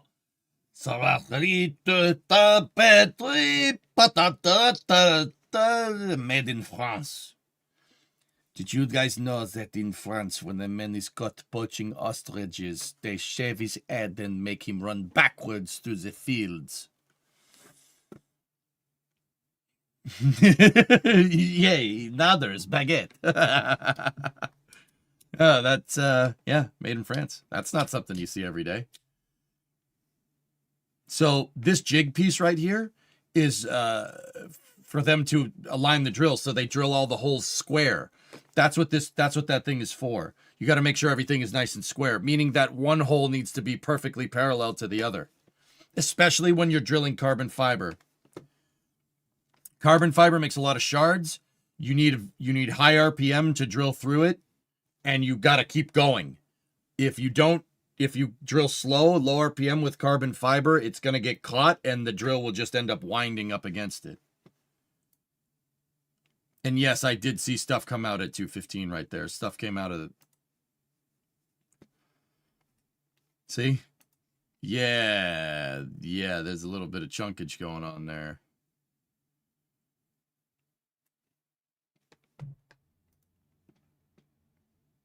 Yeah, you can match it up and everything fits, yeah. Clicos! We want this to fly hundreds of times.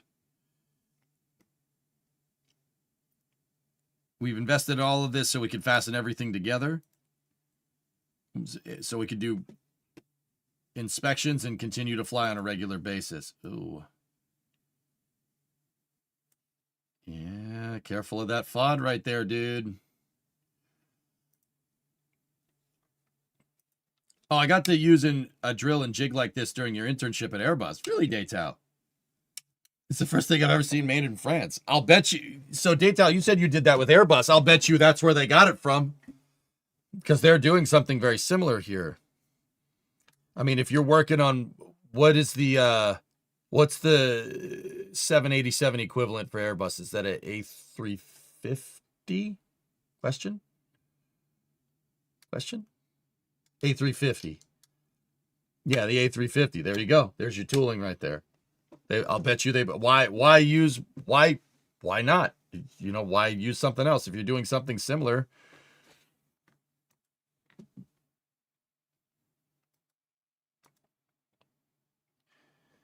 Guy's the director of manufacturing and engineering. He's been there for 15 years. They work with the design engineers. Oh, designers tell them what they want and they make it happen. Dude, hold on. Can I see that sub? Can I see that thing? I want to see that thing in slow-mo.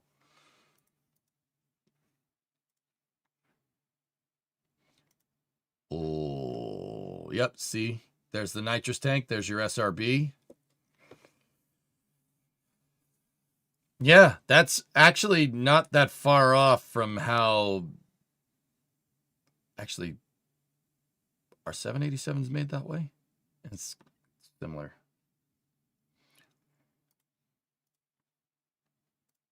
I actually don't know if they do the cups like that. That's no square hole. Yeah, right? Squishin, what's up, man? 89-month resub.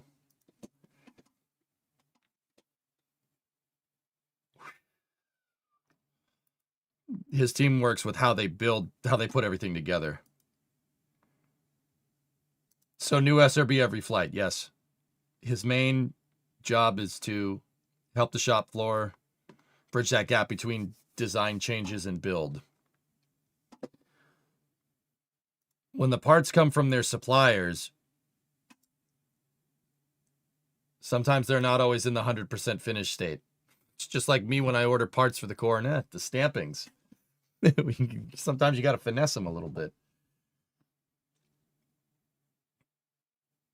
Yeah, love, I think so.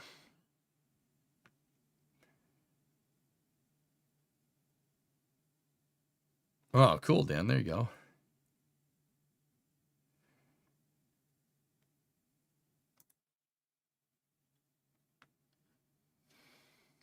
When you're building composite carbon fiber parts, there's allowables for that. Safety is number one, and they hold that as their standard. They're using a technique called, what did he say? Scarfing?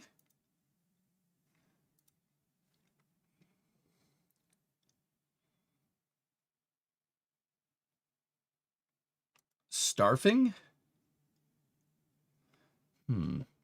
Oh, dude, look. So this guy's wearing a hazmat suit with a respirator. Look on the tent right there. See all that crap? Yeah, it looks like he might be deburring bits and pieces or getting bits of that carbon fiber. Is it called deburring when it's carbon fiber? I have no idea. That's carbon fiber dust. You don't want to breathe that. I think I'd rather eat fiberglass than breathe that, which is also bad for you. You shouldn't generally have either of those things near your mouth. Yeah, silicosis. Dude, I'm like wheezing just looking at that like, oh, God. No, Pie Guy, this is actually the correct application of a hazmat suit, not using it to fill up nitrogen tetroxide into a rocket.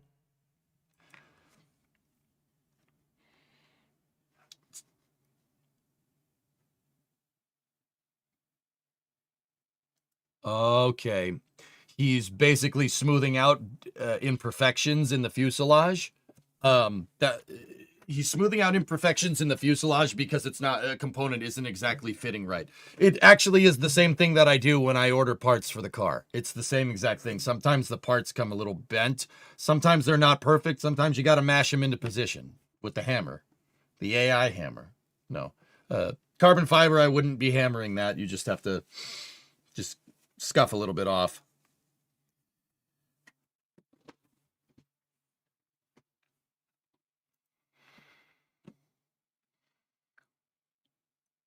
Better fitment. Yeah, okay. Ooh.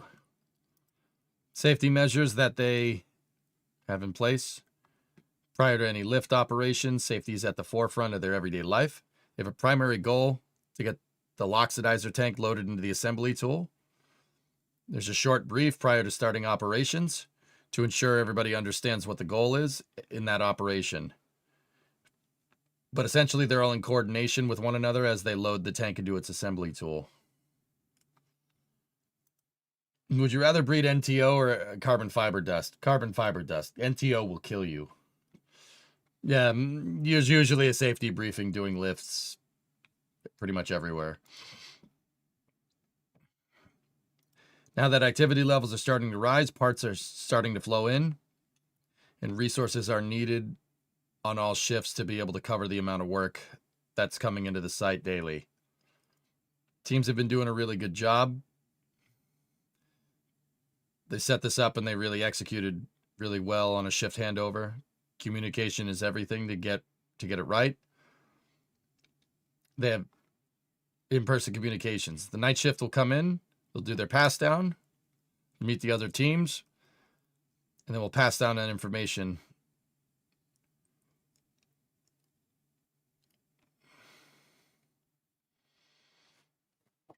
There's many different flavors of jobs. There are jobs that will continue working between shifts and some won't.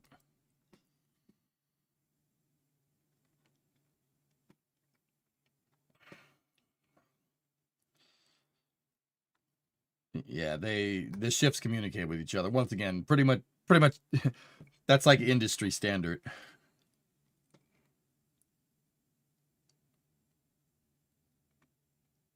So Spartan, 72-month resub.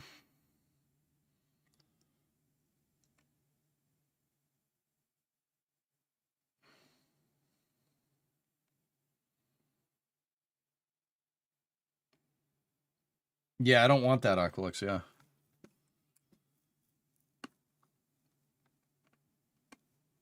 Is this a short of join he was talking about?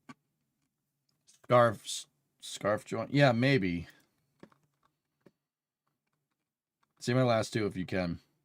Haven't had time to follow anything but the biggest space news, unfortunately. I'm hoping to attend the Artemis 2 launch. Cool. You're still here. Just came out of the other end of a very rough and arduous college semester, a bit worse for the wear, but I managed it somehow. Looking forward to holidays to rest. Good, man. Christian, let me just say this before we finish captioning this video. My numbers always dip finals week. I've been streaming long enough to notice the correlation. My numbers always dip during finals, which means that you guys are taking my advice to not be dicking around on a Twitch stream when you should be taking finals. But yeah, finals week, at the end of every semester, my numbers always dip every time. So don't worry about it, dude. You do you. Focus on school. That's more important. But appreciate you seeing here. I appreciate seeing you here. Sorry, excuse me. There you go, Super.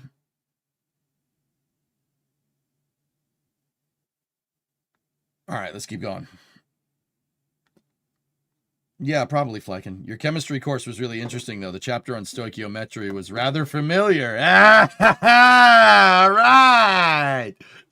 Whoosh. Pretty cool, huh? Good stuff.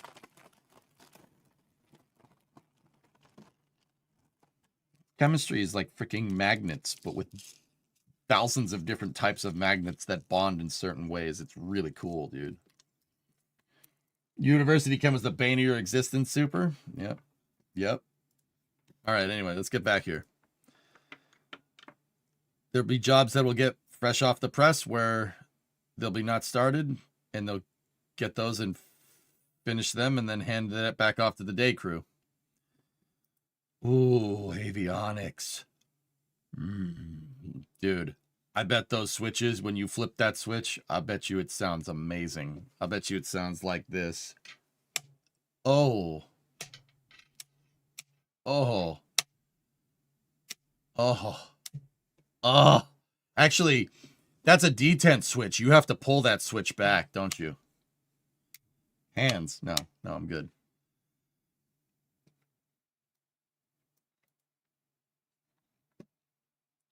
What we're currently assembling is an instrument panel. Gets installed into the flight deck. The first thing they do is go through the bill of materials and make sure they have all the parts to do it. From there, they review the assembly documents to make sure that everything makes sense to the technicians. So what they're doing currently is installing the switch that go into it, and there gets a switches wired into a main connector assembly. And then from there, it'll be installed into the spacecraft and then built into the rest of the wiring system. We have a build plan, and we use that build plan as a mechanism to monitor and pass down notes to each other, a living record of the work accomplished and the work to be completed. We've tailored the handoff to be more efficient, to set up the the methods for success. Give them as much feedback and knowledge as that guy has to make everything better. The biggest joy is teaching the new mechanics this craft, this trade. Do they have that aptitude and the willingness and the drive to want to learn it? Because if they have that, we can teach them. What they're looking for, this sounds like they need people to put spaceships together, man. If you're in Arizona, freaking get her done, dude. What they're looking for in technicians are integrity and attention to detail. All those things are needed to making a spaceship. His family knows he builds spaceships. Everyone knows he builds spaceships. That's what he just said. It's just a very exciting program that he's just super passionate about. This is the Virgin Galactic Spaceship Factory, and this is how we build spaceships. I do like that frame jig. Actually, is it a frame jig or is it a fuselage jig? S-Master, the current NASA administrator bought you pizza once. That's pretty good.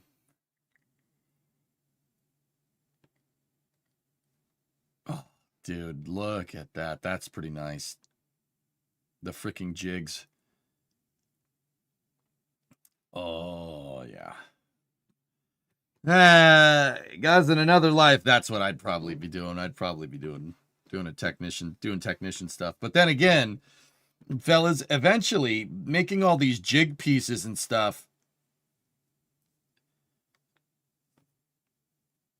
making all these jig pieces and assemblies and stuff is the kind of stuff that I would really like to do with cars.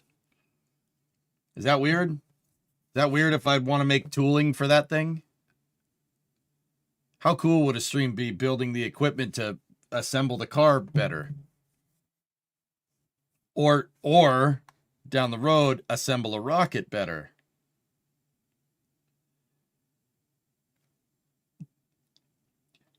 Are you picking up what I'm laying down here? You know what I'm saying? You know what I'm saying? You know what I'm saying? DIY CNC builder riot. Here's a fun thing talking about flippy switches and such. A new study came out where they used earbuds and directional microphones to amplify the sounds of the tasks people with ADHD are doing to their own ears, and it provided significant assistance to concentration and staying on task even when exposed to distractions. You know what I'm saying? Too many gnomes saying, you know what I'm saying? Yeah, you did bring that back, Flykin. That's totally your fault, dude. I had forgotten about it. You know what I'm saying? You know what I'm saying? Building garage rockets confirmed. Too many non-sayings, dude. You know what I'm saying? You know, we have the people, we could build a rocket in the backyard. Look, man. Fellas, okay. Let me explain the car build. Let me explain the car build like this. If you can build that, you can build a rocket. If you can dodge traffic, you can dodge a ball.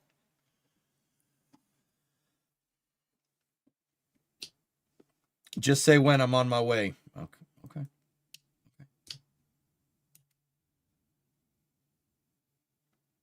Like those, you see those frame rails? They look like tusks. What kind of animal has tusks? We could make an electron-sized rocket. Guys, lights on. Didn't I tell you to stop making up imaginary animals?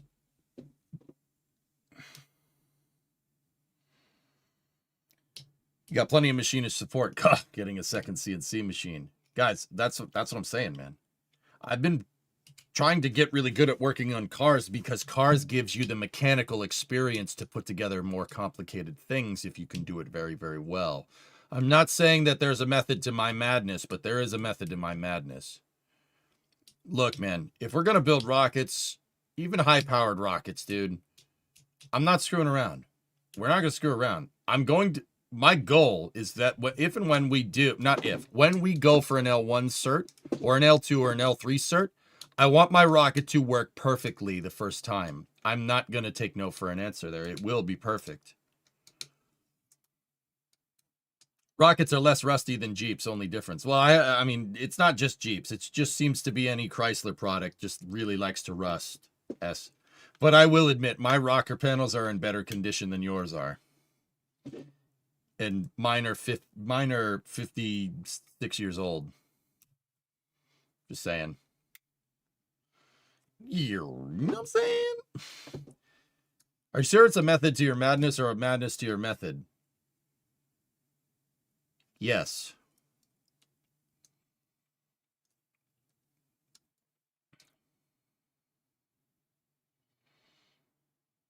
Don't you mean orbital?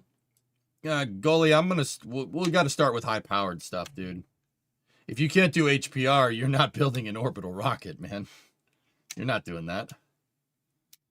You know what I'm saying? But, dude, yeah, I would love to build all the tooling and jigs for this.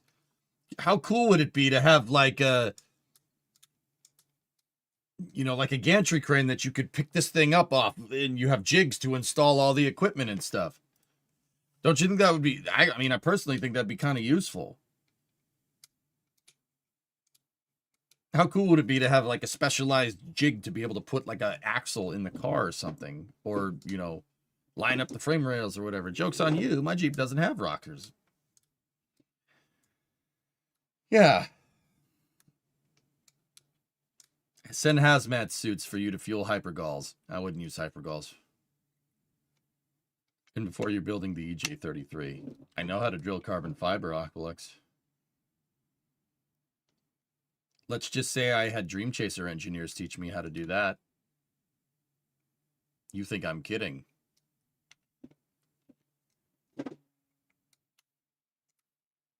Solutions to car problems. Don't have a car. But not having a car proposes its own problems.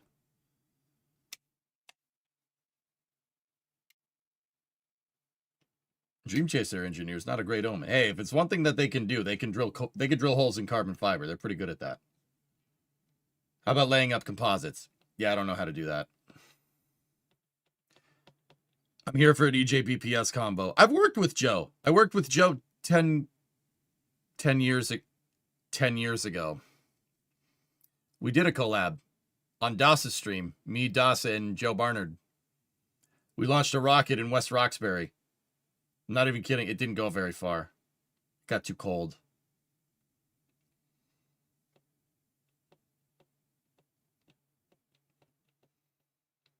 Is that why Dream Chaser isn't flying? They were too busy talking and trying to teach you instead of doing their job? Shut up. Is there a VOD of that? That VOD's probably long gone, Rarest. Yeah, fun fact, Joe Barnard's from my neck of the woods, dude. I won't say where, but he's from my neck of the woods.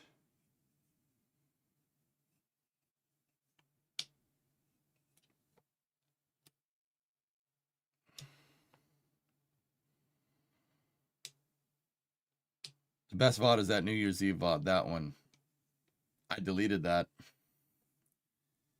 Remember that? It went very sideways. Yeah, it launched and it got hung up on an umbilical and went right back down. Yep. Yeah, dude. Anyway, that's kind of what I'd like to ultimately do, guys. I'd love to build jigs and tooling like this. But for the cars, right? Because it'd be cool to engineer it and then use what I learned there to, you know.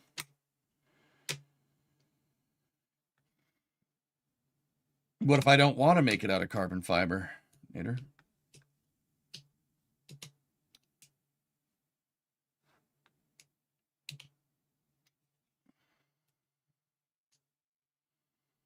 That was not your favorite stream. It was good until it wasn't. Did I tell you recently got a 3D scanner? Hey, Geek, you want to come out here and scan the car? That would be super useful, actually. Just use aluminum tubes! I have to tell you what the frick you can do with an aluminum tube?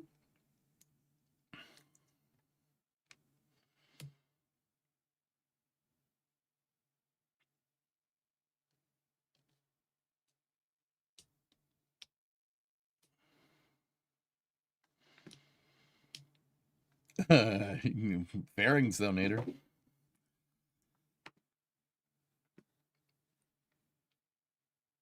Geek, give me your 3D. Let me borrow your 3D scanner. Yo, let me borrow that.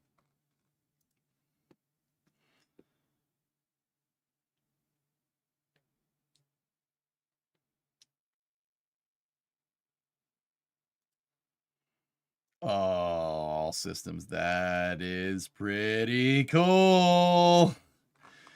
Nice.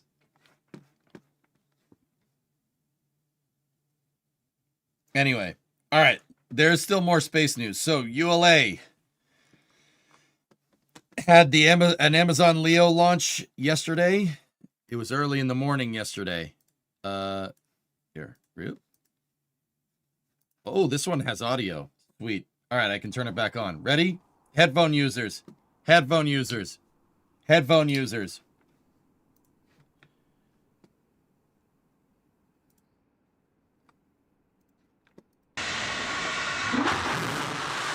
Oh, that's not too bad.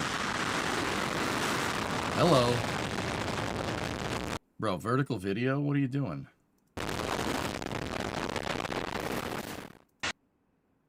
Well, all I'm saying, Geek, is that this would be really easy to... It'd be really easy to measure gaps if we scan the stupid car.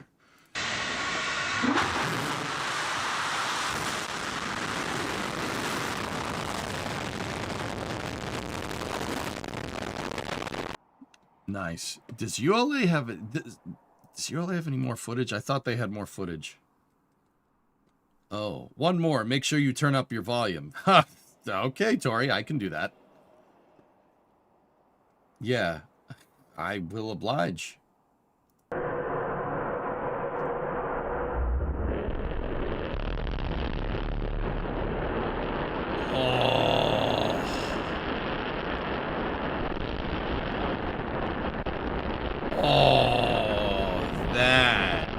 That is very nice.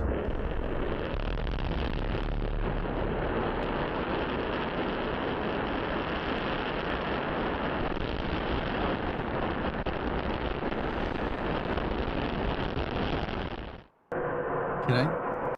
Oh, dude, look at right here. Oh man, that's pretty. Dude, look at that. That expansion is perfect. The under expansion is... Were those SRB covers? Solid rocket boosters, Blackness, usually have a plug in the throat to make sure that nothing gets up in there. I think... Here, let me slow it down, dude. Let me see if we can see it.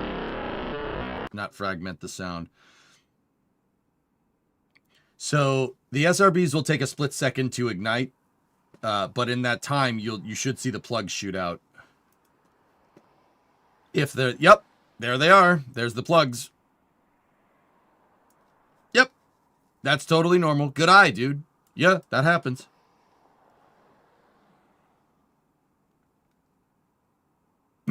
Yep, it's called a nozzle plug, dude. Yeah. It's so nothing gets in there. You don't want anything near your solid rocket fuel. Except solid rocket fuel.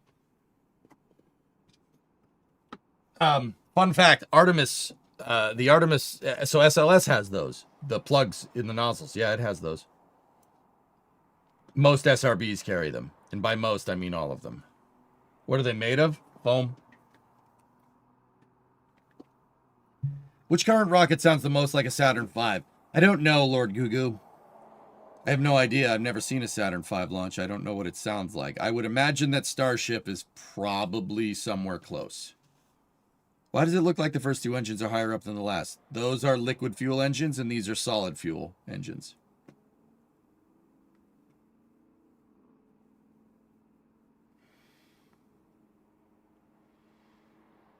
Yeah, there you go, Altitude. Yep. Yep, so it takes a split second for the SRBs at point of ignition. So the SRB is already ignited here.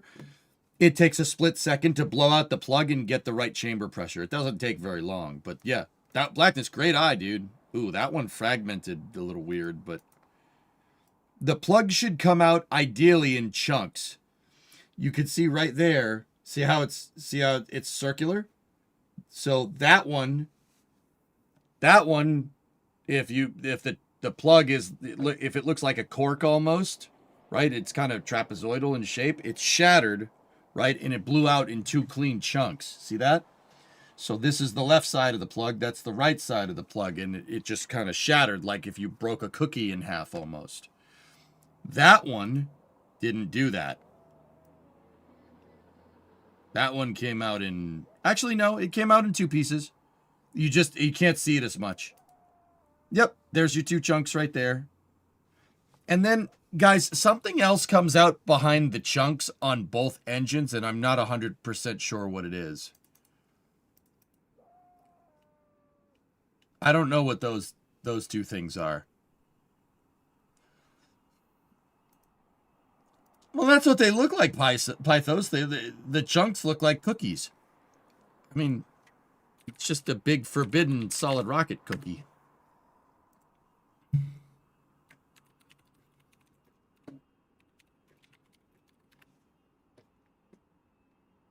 Here.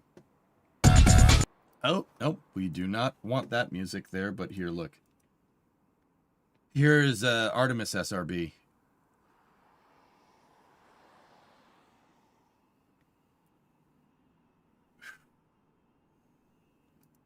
It was at this moment that that mirror knew it screwed up.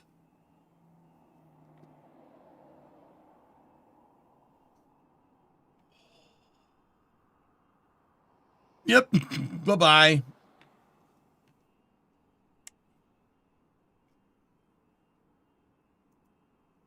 Do they use the same mixture? Most SRBs are using hydroxyl terminated polybutadiene and ammonium perchlorate at this point in time. Most SRBs do that. Some of them have a little bit of a mixture. So this is a camera that's pointed at this mirror right here. In the mirror, it's pointed at that thing. See that? That's a mirror. And the camera is pointed at it so they can see so you can see, because let's be real, anything that's like right in this area here is not going to be alive very, very shortly. And yes, the ring does happen. That's not, it's a huge pressure shock when the SRB ignites. Is that the one with the nozzle that blew apart? Yeah. So you guys want to see something cool? The booster skirt. Watch. When the booster ignites, it'll create a vacuum and it'll actually pull the skirt. And the skirt will inflate. Yes, probably, RJ.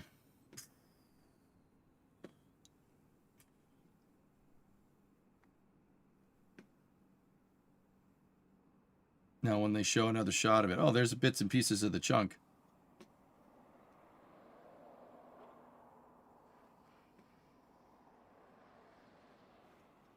Oh, ready? See, the ones on those GEM 60s, I think those are GEM 60s on Atlas nowadays. Graphite epoxy motor. The ones on the GEM 60s are designed to blow in two. Those ones are designed to not do that. But then again, this is a much bigger diameter.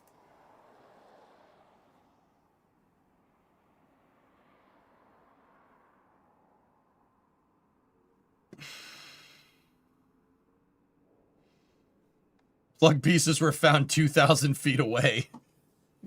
Equal and opposite reactions. It was Bremo approved. What the hell did you send me? Oh.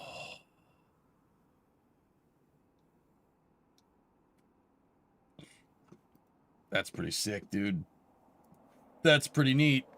Forgot how cool those tests are. But yeah, you could see that happening right here, albeit on a smaller scale. So it'll blow the plugs out. And then something, like I said, something comes after them. I don't know what those are. I have no idea. Is the mirror okay? No, the mirror is gone. You're never finding a piece of it ever again, Bellum.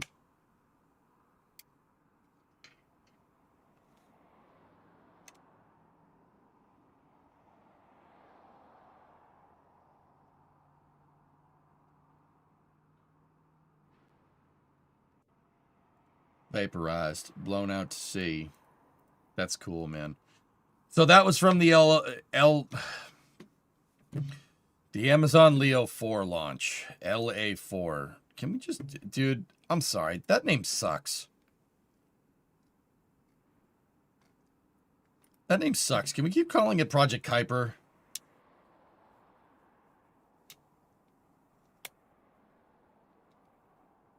That mirror's seen some stuff. It definitely needs therapy. Yeah. That mirror had to reflect on life. Yeah, no matter how short it might have been.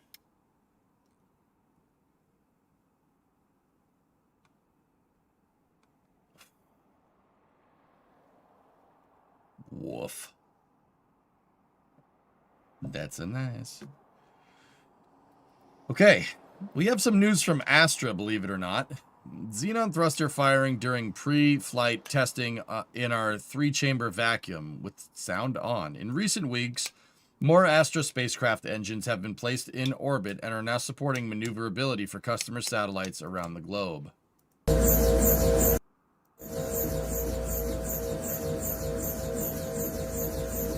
Electric propulsion, baby.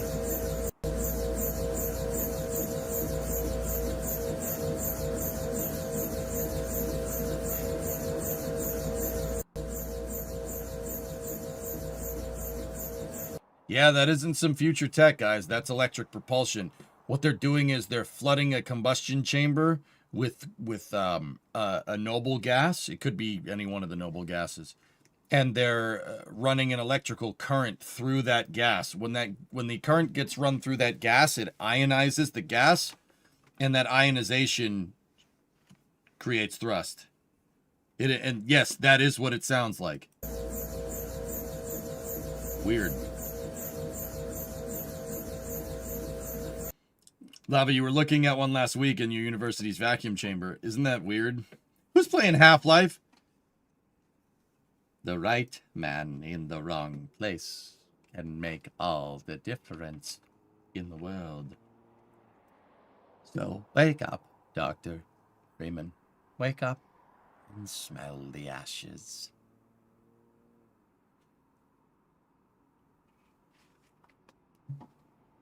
Are you saying we're getting TIE fighters? Solar electric propulsion has been a thing on satellites for like a decade. Bellum, we've had TIE fighters. The Problem is that we keep hooking them up to solar panels, and solar panels don't generate a lot of electricity. But electric propulsion is very scalable. Very scalable. Just make it bigger. Unlike rocket engines, where making it bigger doesn't always, you know, work. Right?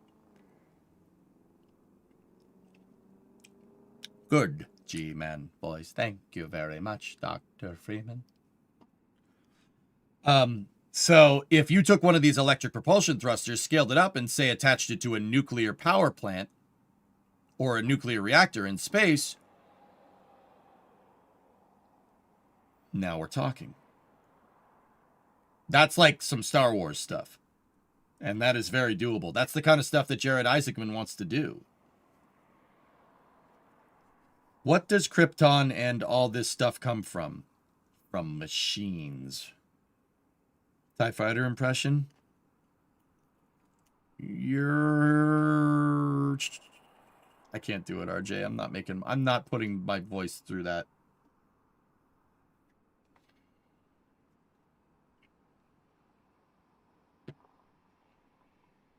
Like with Deckard and Steam Frame. And there you go with the Half-Life quotes. Yep. What's up, Doom? How you doing? Nuclear reactor in space like the sun? Mach, that's what it already uses. It uses solar electric propulsion. That the SEP. It's on all. It's all on. It's all on all. It's on. Let's see that in an instant replay. Solar electric propulsion has existed on satellites for like 10 years, dude. 10 to 15, longer than that. So the problem is that these ion thrusters with solar electric propulsion really do not make a lot of power. An SEP thruster, dude, you could, if you do this, that makes more thrust than an SEP thruster. But the thing is that solar electric propulsion thrusters have like, they can have ridiculously high specific impulse. I was about to give you the specific impulse from the ion thruster in Kerbal. It's 4,200 seconds. Now, I don't think the real ones go that high. They might, but that is ridiculously efficient. That's like 4,200 seconds specific impulse is like saying a car gets 1,000 miles to the gallon, but it goes a half a mile an hour.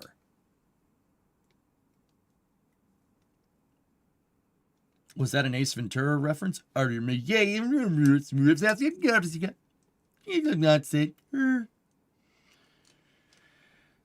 What's the difference between this type of thruster and the one Starlinks use? Not much. Noctral asks. Not much.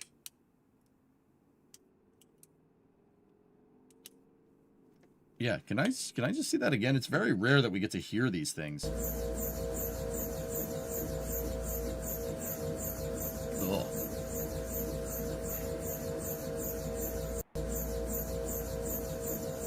I agree, Pigzing. They were testing an ECR thruster, electron cyclotron resonance thruster, but the efficiency was pretty terrible.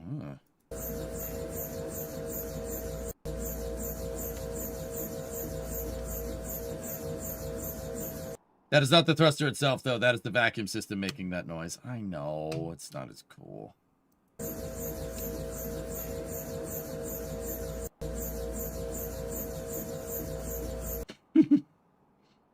Anyway, so yeah, Astra's pivoting not just from launch vehicles. It looks like they're building propulsion for satellites too.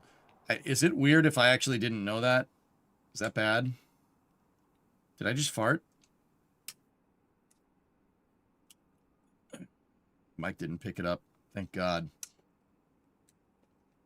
If it's in a vacuum chamber, how can you hear it? It's a vacuum system. It's not in a vacuum chamber. It's air conditioned. Let's say that. All right, we got some updates from Firefly here. Our Blue Ghost Mission 2 milestones are stacking up, 22 feet to be exact. The team completed structure qualification testing at NASA JPL on our fully stacked Blue Ghost and Elytra Dark Orbiter model. After a series of vibration and acoustic tests, this milestone helps prove our spacecraft are equipped to withstand the intense environments they'll experience during launch and in transit of the moon. Congrats to the team, and thanks, Japil, for the I know it's Jet Propulsion Laboratory. I'm just saying that to be funny. All right? It's funny to me, okay? For the hospitality and y'all's historic test facility. More on the mission here. Nah, I just want to click on the picture.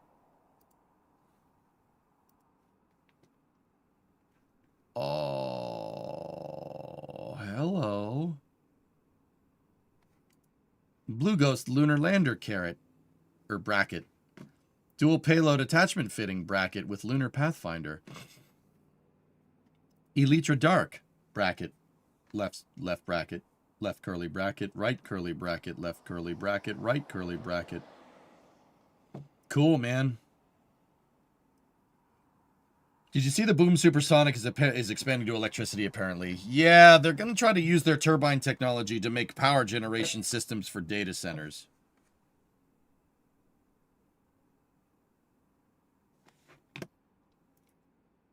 You do with that information what you will. Elytra Dark is a lunar orbiter, Blackness, if I'm remembering correctly. Last thing, modern gridded ion thrusters can get up to 4,000 to 5,000 seconds, so KSP's value is not that crazy. Lavia, can you imagine? I mean, right now these thrusters use what, watts? Can you imagine if you had a kilowatt or a gigawatt thruster? Can you imagine if we had an ion thruster? Like, okay, think about this for a second. Can you imagine if we had an ion thruster that made 20 kilonewtons of thrust? I mean, that's ridiculous, but can you imagine if we did? Dude, that's Star Wars, baby. Star Or at the very least, The Expanse, you know? Like, so like the power and propulsion element. Yeah, kind of, yeah. 1.21 gigawatts! Great Scott! How could I have been so careless? 1.21 gigawatts? How I gotta generate that kind of power? It can't be done, Tom! Can it?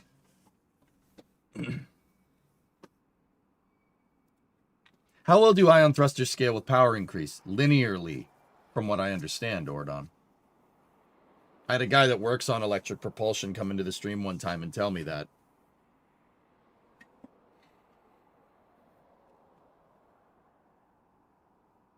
Trey says, I can give you a 980 seconds arc jet thruster running on NH4. Oy. The issue is that the power losses are very significant. About 20% of the ions are actually sent through the acceleration grids. The rest is just lost to the walls and such. Ugh.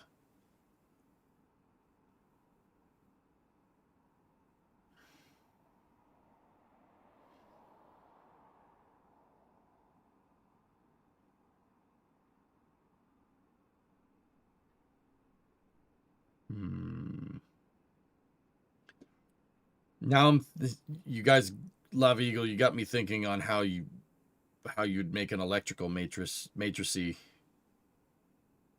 to make sure that you get better ionization.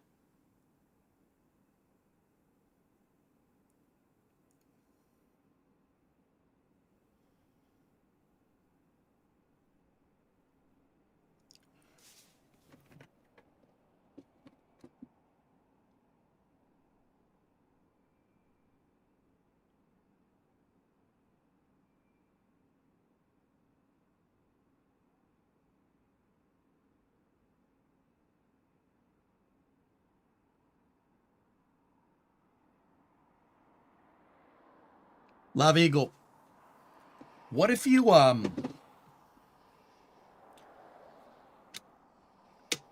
okay, forgive me. My ignorance here is not willful towards ion thrusters. You guys tell me.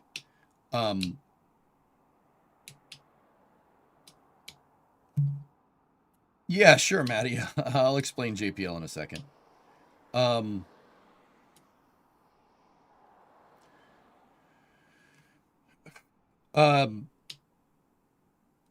What was I saying?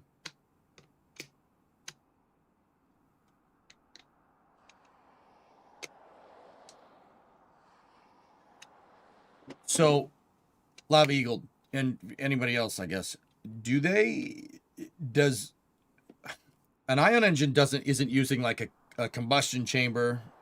Obviously there's no combustion in a throat, in a nozzle and stuff, right? It's just like kind of barrel shaped, right? If I'm understanding this correctly, right? And your problem is getting your gas to go through the acceleration grid, like what you just said. Okay, if you can't make your acceleration grid bigger, why don't you make your jet smaller? So, meaning, instead of a barrel shape for your ion engine, you have it hourglass shaped. And you pump your inert gas, your noble gas, into your combustion chamber that's not a combustion chamber. It gets accelerated through the throat because of residual pressure, and then have your acceleration grid in the throat of this engine. Why don't we do that? I'm sure there's a good reason why we're not doing that. I'm just wondering what that reason is.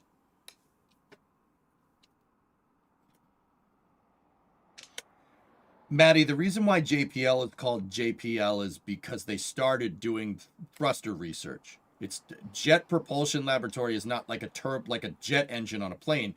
A jet is what is the kind of term for what comes out of a rocket engine.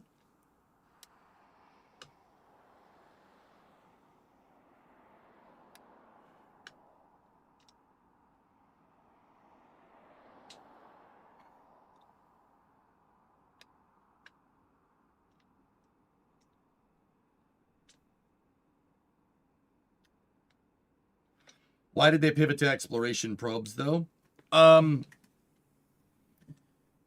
So why did they do that? The Apollo program is the short answer, fellas.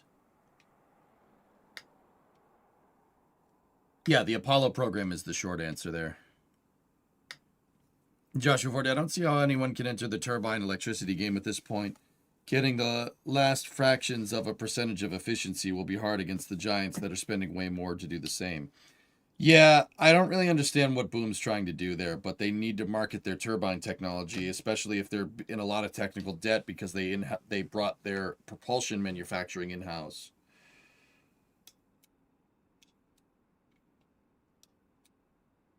Yeah, interesting.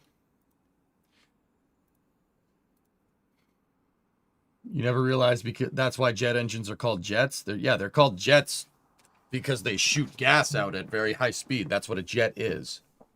Rockets have a jet as well, but they're not called jets. I get that, but I feel like a good portion of the science that they announced doesn't have a lot to do with thruster research. Yeah, because they really don't do that anymore. That's just the name and it's stuck.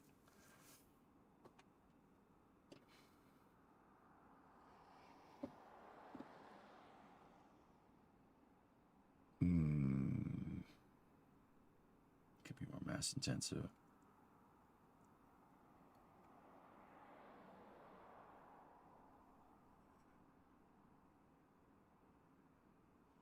I love how EJ's the vending machine of quotes. You just have to give him a few coins first. It makes the stream fun and interactive.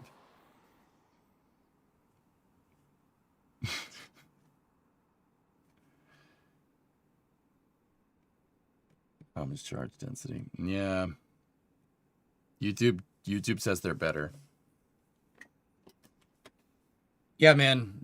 In terms of movie quotes, guys, I got a lot of knowledge. There's a lot of stuff floating around up here. Movie quotes is one of them, so I figure I might as well do it, because if you're good at something, never do it for free, you know?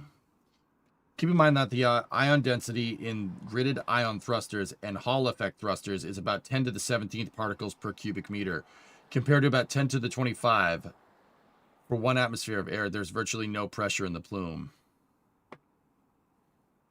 So, Lava, my next question is, why not? Why not?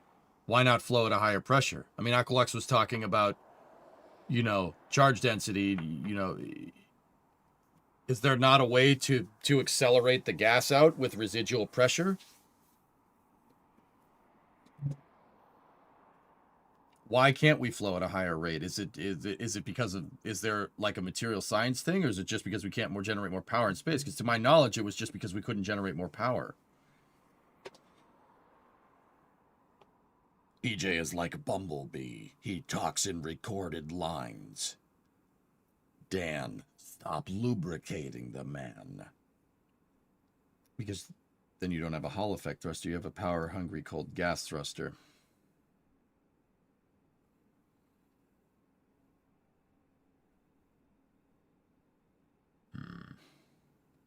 So it needs to be at a certain speed to get the right type of ionization. Okay, I got it. Okay, another idea. Why don't we take one of these things and put a Tesla coil inside of it?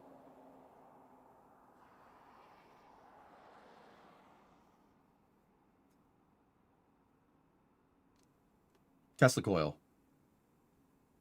Arcing out in all different directions. So extremely high voltage, extremely low amperage, like a spark plug.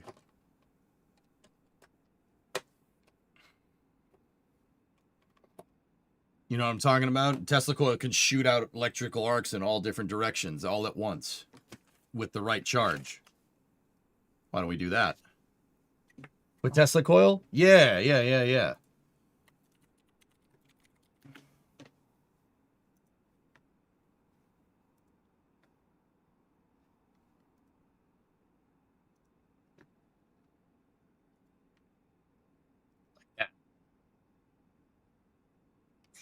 Because Tesla makes cars, not coils. Oh, okay. You keep working your way towards the Vasimir. Yeah. Yeah, okay. I figured you might say that.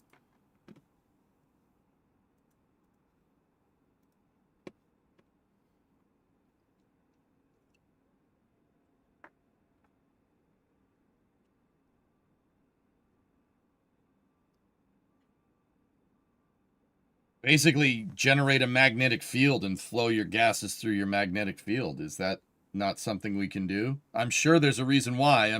Like I said, because this didn't take me very long. There's no way that this is a lightning haha idea. There are many different types of electric motors. GIT use higher energy electrons to ionize the gas. Hall effect thrusters energize their electrons using magnetic fields. Okay. RF and ECR thrusters use radio and microwaves to energize the electrons, but they all have some sort of power limitations. Okay. Okay. Yeah. So power is the big limiter. Also, I really would like to see a Tesla coil, particularly a toroidal Tesla coil inside of an ion thruster. That would be super cool. You're literally describing Vasimir with the magnetic field. Okay, cool. Like I said, if I've thought of this, that means somebody else probably has too.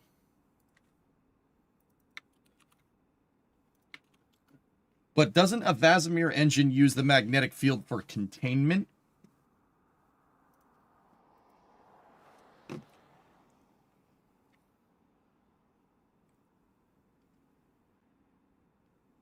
Yeah, see? Magnetic coils generate a field that confines the ionized plasma.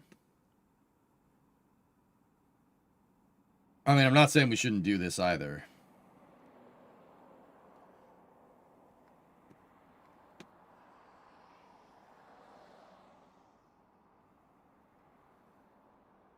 Yes, but the end is open and formed into a nozzle.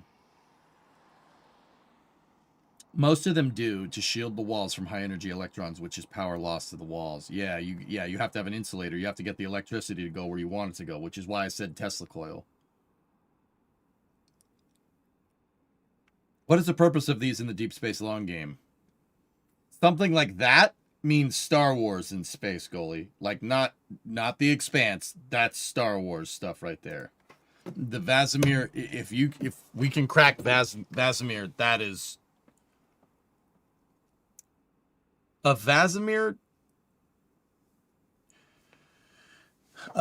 engine to spaceflight propulsion would be what the jet engine is to airline propulsion or aircraft propulsion. That's the difference. Way faster, way more efficient. With the Vasimir, you're not going to make a lot. With these engines, you're not going to make the highest amount of thrust, but you can make a good amount of thrust for an extremely long period of time.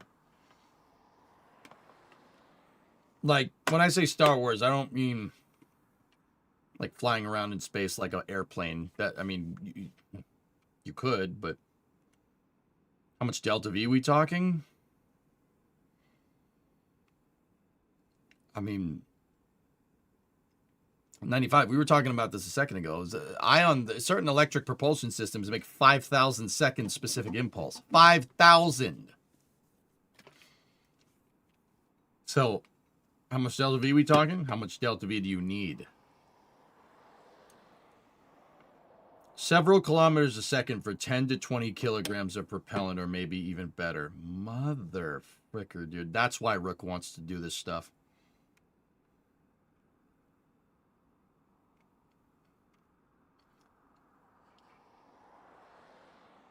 What do we need to do to just crack it?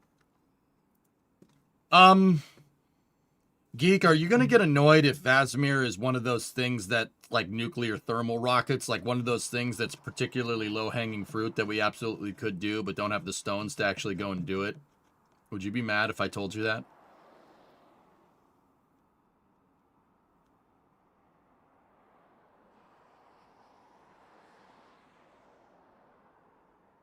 Yes, 95. That's the idea. Yes? Okay, cool. Because, you know, I mean, keep in mind this is on the wiki page, but yeah, I mean...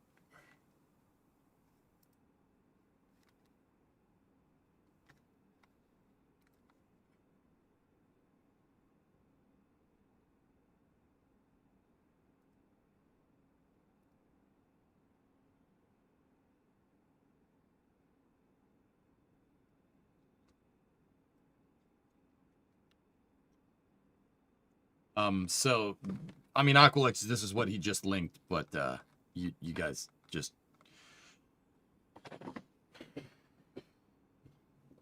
read.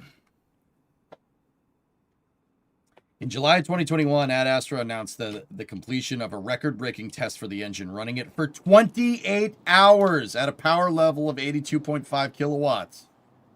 A second test conducted from July 12th to the 16th ran the engine for 88 hours. What did I tell you? 88 hours!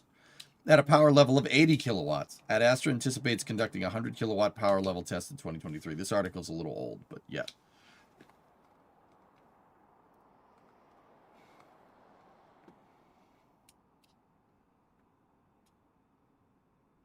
How much delta V was that? I don't know how the power level correlates to it, guys, to be 100% honest with you.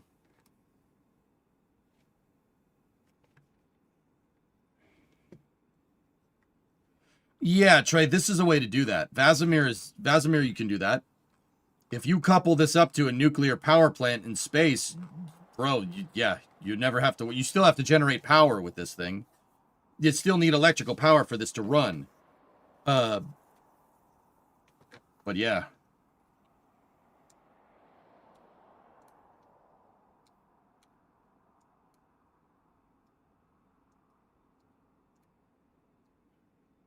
You need that can-do attitude. Remember, it's Canady can, not Canady can't.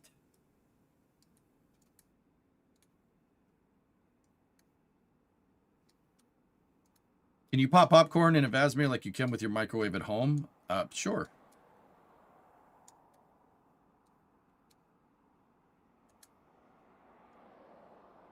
It's Canada, not Canada. Yeah, there you go. Yeah, there you go. There you go, you guys. Okay, let's go for a test flight done before Jared's out of NASA. Floor it. The ISP is also variable depending on how much mass you put out. You run it almost like you do a car with a CVT. Oh. CVTs, damn it.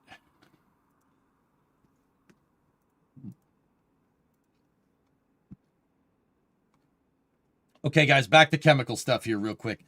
So this is coming from PLD Space. Mira 5, Stage 1 rocket engine. The Teprel C is being tested at our rocket engine test facilities. Here, our propulsion team performs start-stop engine testing to evaluate the behavior of the complete engine assembly. Teprel C, el motor de la primera etapa de Miura 5, se está ensayando en nuestras instalaciones de testing de Turel. Aquí una prueba de encendido y apagado que nuestro equipo de propulsión realizado para evaluar el comportamiento del conjunto completo del motor. Sí. I was just reading the rest. Oh, I missed the asterisks. Dang, that was in Spanish. Sorry, guys.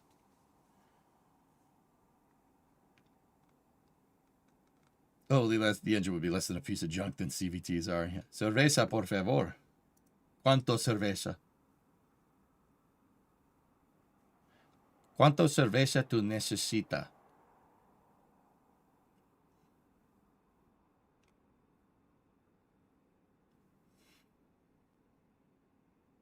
Sí.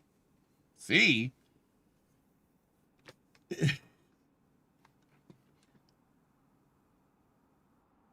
What's that, nuclear?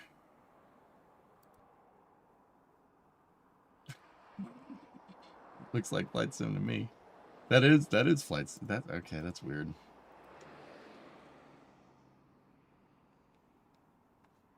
Who hit the SAP button? Sorry. I mean, it's not like we're shifting gears with other rocket engine types. Yeah. Joshua, that's pretty funny, man. Es muy cómico.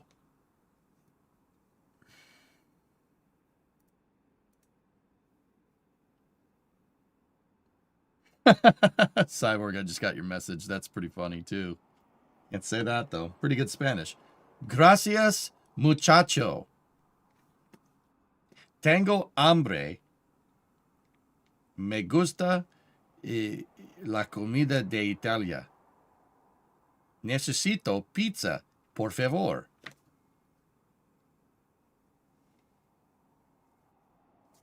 ¿Sí o no?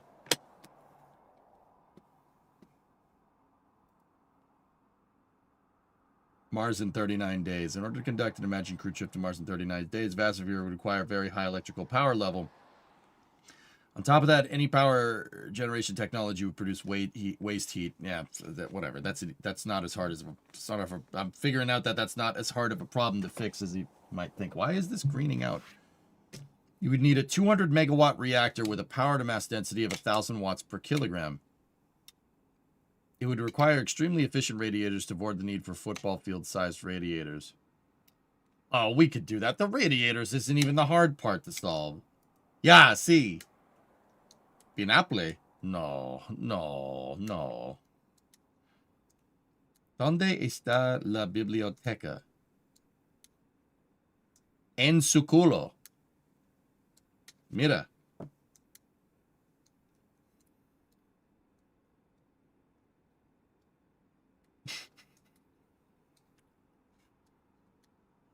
I didn't swear. What are you talking about, man? I didn't swear at all. It's in your butt, boy. It's in your butt. I have a question. How do they install small reactors on satellites? They really don't. They did that during the Cold War with the snap reactors, Ramalot. But those were just test articles. Those didn't generate anything. I'm not speaking Italian, Fleiken. That's Spanish. Did you see the Ariane 6 launch? Kind of wild that Ariane 6 completed its 5th flight while Vulcan still only has 3. Same with H3. They're about to fly their 6th. Phil, Alex told me the other day that in 2025, New Glenn launched more than Vulcan.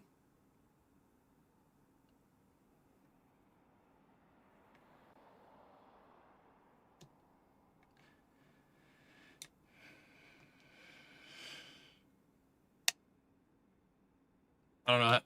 Yeah, okay. No, that's Italian, SpongeBob. What are they doing? And it's not like ULA isn't launching either. They launched an Atlas yesterday. But that's just the thing. They launched an Atlas yesterday.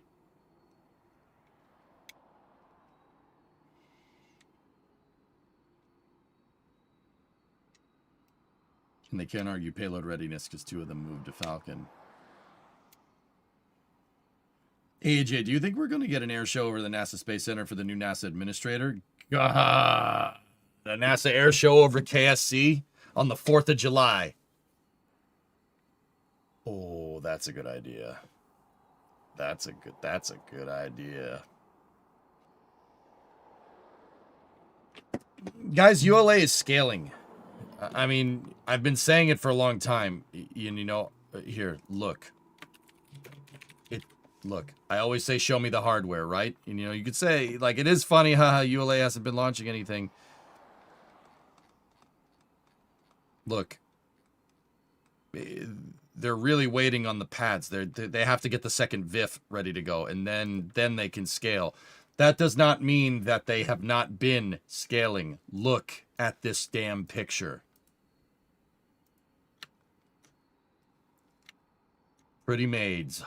All in a row, baby. Oh, mama. Couple of Leo optimized Centaurs there. A couple of big boy Centaurs. There's a Centaur 3 right there. Oh. I don't hate that. Like, once again, credit where credit is. Oh, my God.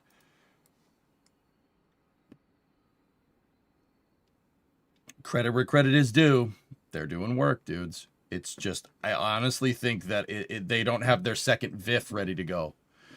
Once VIF A is good to go, you should start seeing more Vulcans and more Atlas. You should start seeing more of everything. Vulcans will start launching, not as much as Falcon, but a good amount.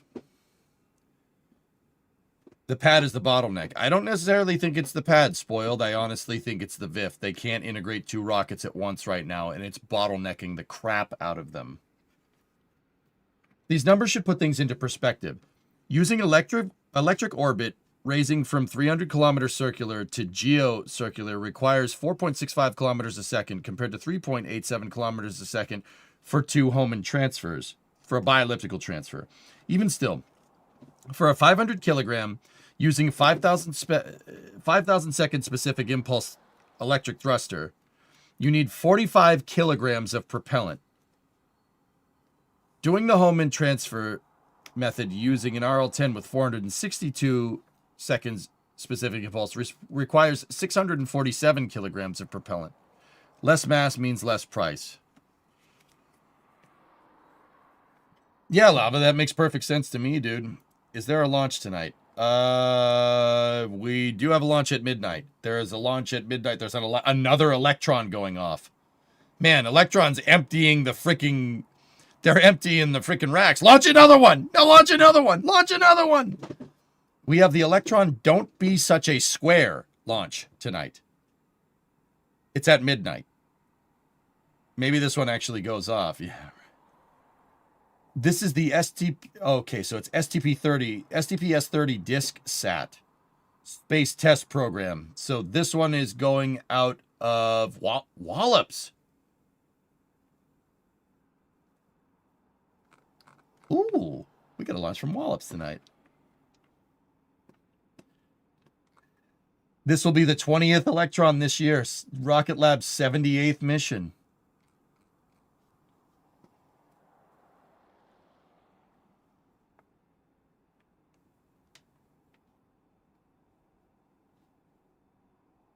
Should I go outside? It's launching south out of Wallops.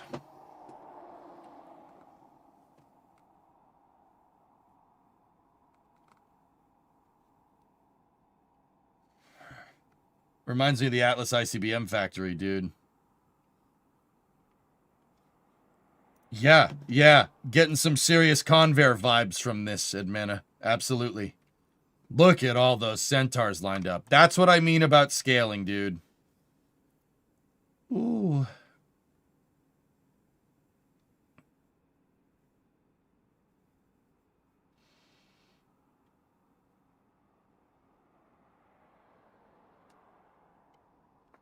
It's launching east-southeast. You'll be able to see it 5 to 15 plus degrees on the horizon. Dylan, I'm up in Massachusetts, man. I can't see it. I'm over the horizon. I only see trajectories out of Wallops when they fly northeast.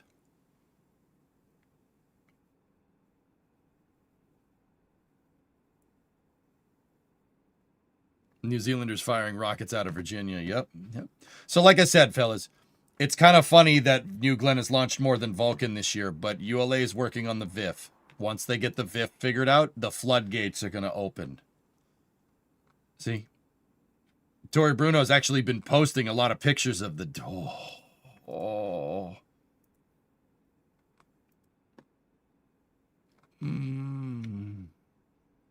Twins, Basil. Twins.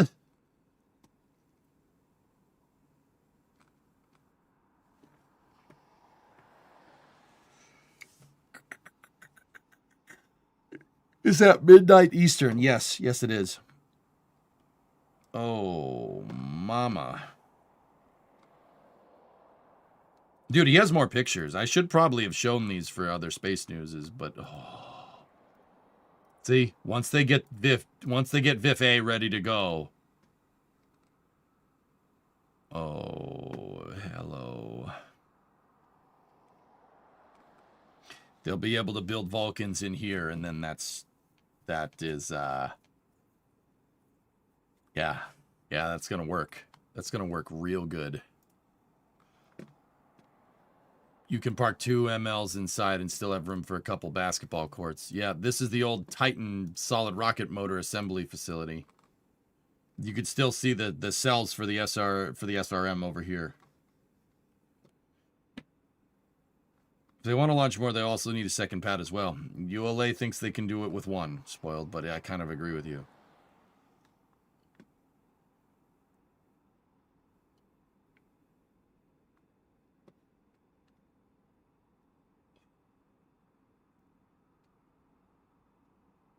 Yeah, we're 4 hours out. 4 hours, 7 minutes out from the Electron launch. That's probably how we'll end the stream tonight. We'll round off a nice 14-hour stream.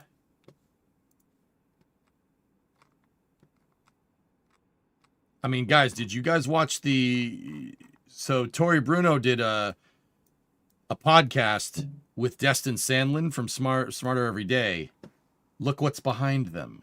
I won't show you the whole podcast. It's pretty good. There's 2 centaurs just chilling.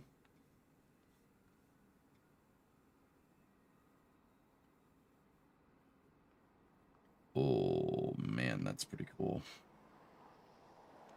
Yeah, that's pretty neat. Also, watch that episode of Burn Sequence. It's pretty good.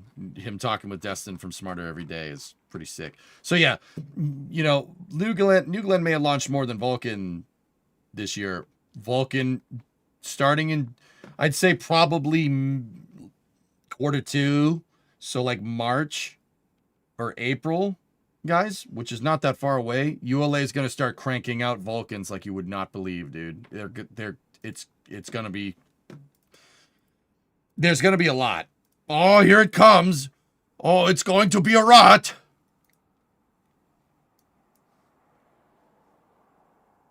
Okay, this last bit of space news that I got here is coming from ESAR. ESAR is a European commercial launch services provider with their Spectrum rocket. They did have a launch. The Spectrum 1 rocket it went up and then it came right back down, but Let's take a look here. 30 seconds of pure power and precision. Stage 2 is ready for Spectrum's second flight after completing static hot fire testing. We further boosted Stage 2 performance by streamlining its design and reducing complexity. Enjoy watch while we're getting ready. How did you boost Stage 2 performance? You don't even know what Stage 2 performance... You know what? Never mind. Let's say it's off of analytical data. All right. Cool. Headphone users, this might get loud. You've been warned.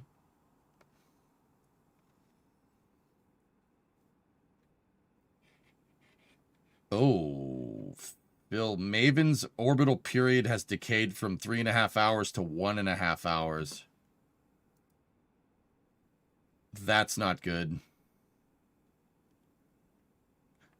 A 2-hour orbital period change. Maven was in a very eccentric orbit. Oh, she's aero braking.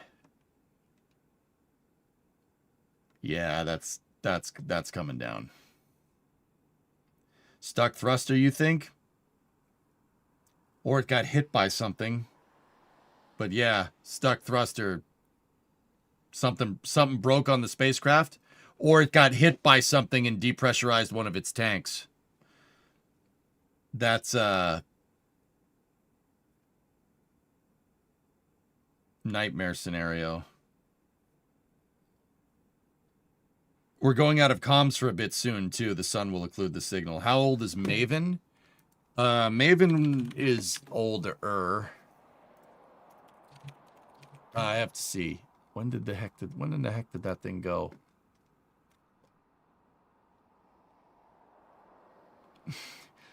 Maven launched in 2013. Yeah, it was on an Atlas 5401. We watched that launch. I'm pretty sure. Its mission duration was 2 years planned. It was planned to operate for 2 years. It's been operating for 12 years and 29 days. The scientific mission began 11 years and 86 days ago at the end of its transfer window to Mars. Okay, we're playing with house money there. I'm not too worried about it. We should, launch another one. Just saying. All right, what do you got here? Check this link for a Google Earth view of the electron trajectory from Massachusetts. Oh, we might be able... Dude, I might be able to see that. Huh. They said they had 15 years worth of fuel, so we did get shorted by 5 years of max possible. Yeah. Can we please get a Mars Global Surveyor? That mission was awesome. I mean, yeah. NASA was banking on using it for Mars data relay continuity, since Odyssey and MRO are really old. If Maven is lost, we will only have the Mars Reconnaissance Orbiter. Not good.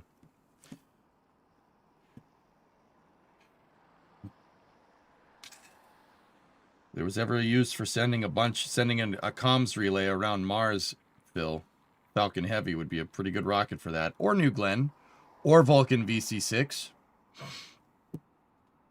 It's not like we don't have the launch vehicles to get this done, so start building a freaking communications array.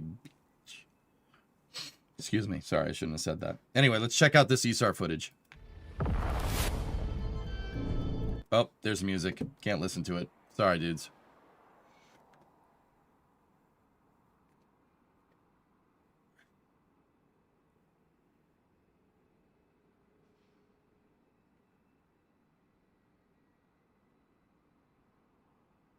Hello. Yeah, well, probably does. Jared Isaacman, I think, will fix this. I think he'll be just fine. They are. Who said it? Aqualux said, there's a Blue Origin contract. They're working on Mars communications. And lunar communications, for what it's worth. Intuitive Machines is working on the communication network for the moon. Good stuff. Is this in Alaska? No, it's in Andoya, Norway. So, same biome, let's say. All right, guys. Well, that was all the space news I got for you. Yeah, a couple of my counterparts at NSF went out there in February for their Spectrum 1 launch. Spectrum 1 launch didn't go very well, though.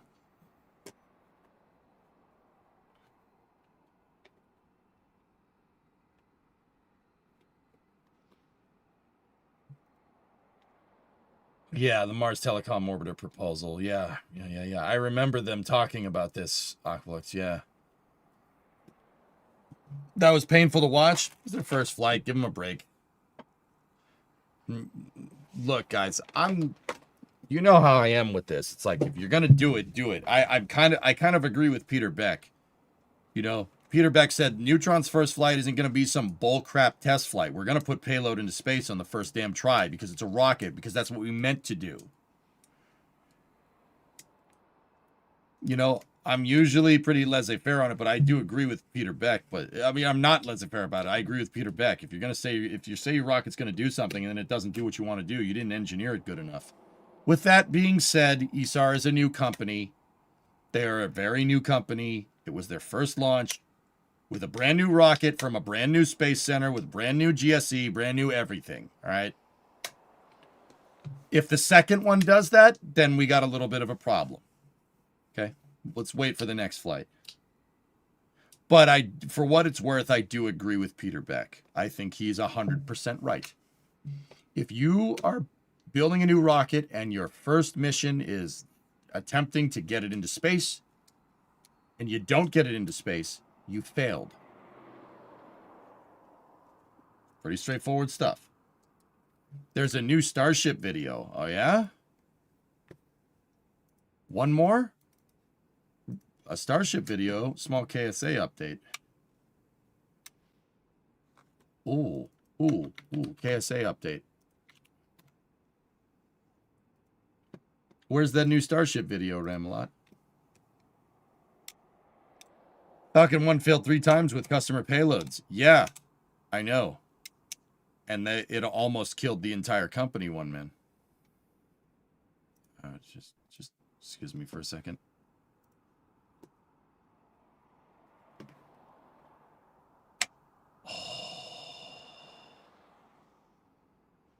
I did. Blackness. Yeah, we good. We're good on that front.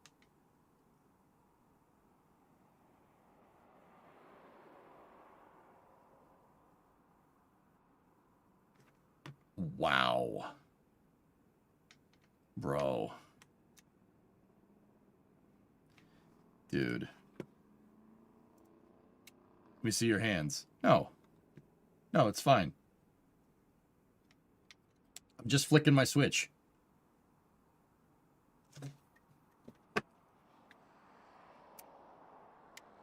It goes. Weird. Yeah, the way the glow faded at the end was pretty good. Pretty good, man. Nice beaver. Thanks, I just had it stuffed. Remalot, where is that footage, that new Starship video? What are you talking about? Is that like a Starbase flyover or what?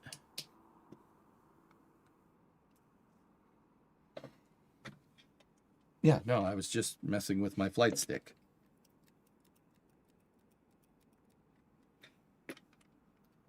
I love this thing, dude. Wheatley gave this to me. This joystick is amazing. Like, I'm never using another joystick for a flight simulator ever again. Now, with Kerbal, we got the Logitech because it's cool, but this, whose video is that? It's not an official video, right?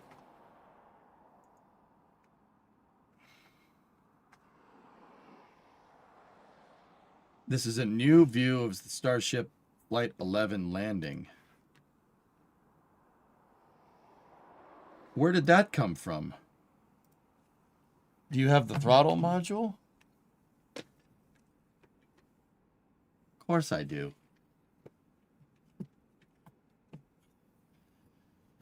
But I was using them to fly. I was using it to fly a Huey around yesterday in Flight Sim, which was quite fun, actually. VR did get me sick, though. Yeah. Yeah, the VR was not. The VR was not good.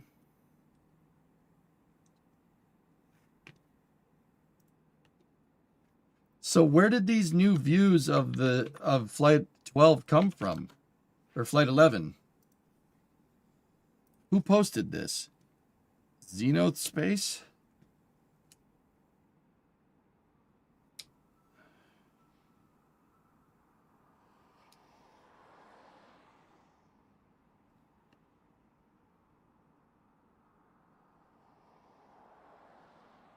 Oh, baby.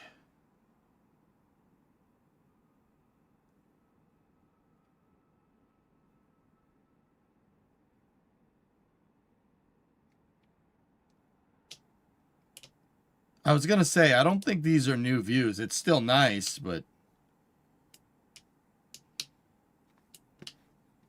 I don't think these are actually new, Ramalot. It's probably a video that somebody just posted. Because that looks a lot like, this.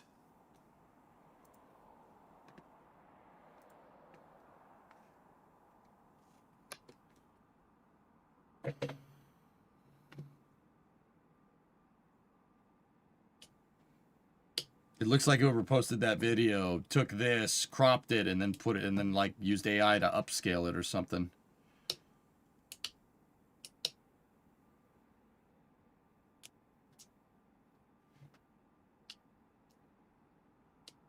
Oh, okay, Clayton, yeah.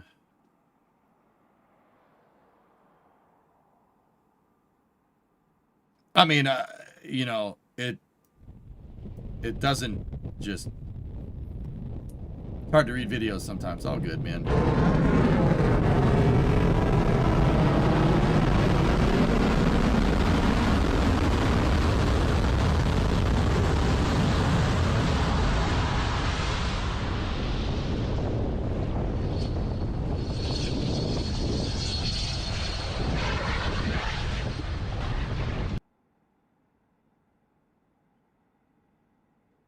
It's all right, Remelot. You gave us an excuse to watch that, so that's fine.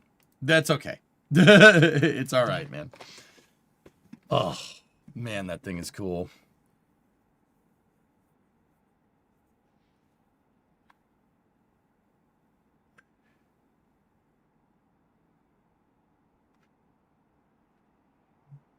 I resent them cutting right before the explosion. Yep. How tall is that thing again?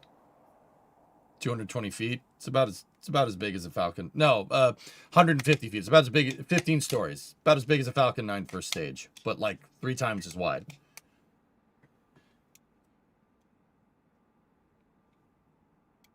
Bring on Flight 12. Yep. You could hear it depressurizing like it was in the sticks. Yeah, yeah. Have you guys not seen that footage before? It's pretty good, man.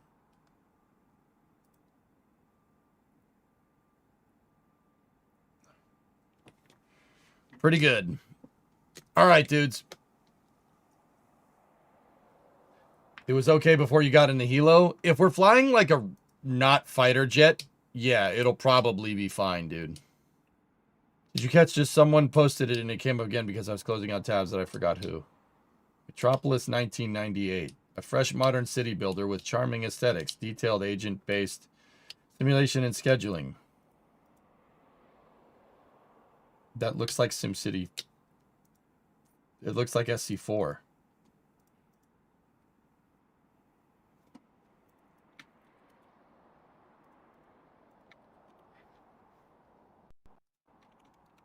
What is this? You know what? It doesn't look like SC4. Those look like Minecraft cities.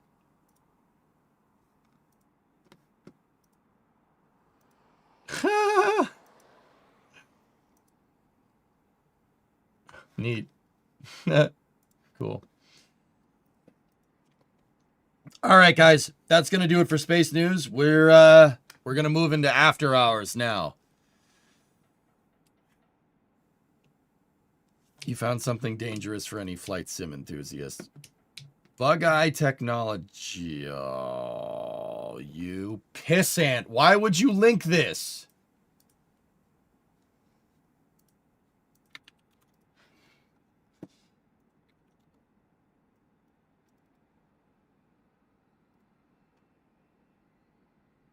Oh. Oh. Oh. Oh. Oh. Oh. Oh.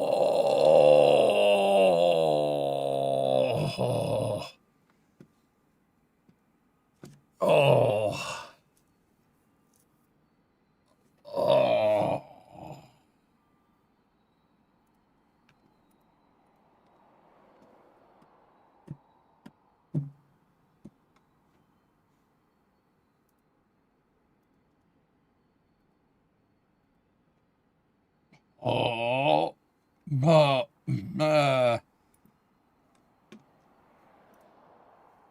Oh. Okay. All right, we got to stop. Yeah, the Pythos, get a quote, which means it's custom one-off, which means that thing costs like 50 grand. I'm not building a flight sim cockpit unless we expand the garage. I'm dead serious about that because I've thought about it and I really want to, but I'm not going to. Scroll down. Nope. Nope. I'm good. Nope. I'm not doing it. I'm not doing it. I'm not doing it. I'm not doing it. I'm gonna jog the VOD. Sim racing room, flight sim room, machinist room. If I hit the Powerball, we'll do that, okay?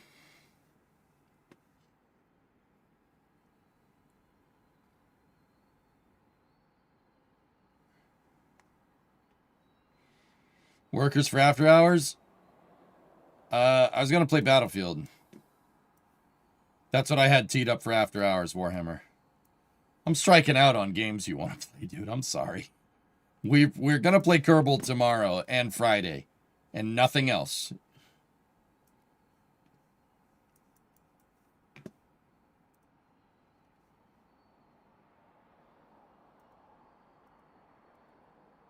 Look up Everwind. It's like Minecraft.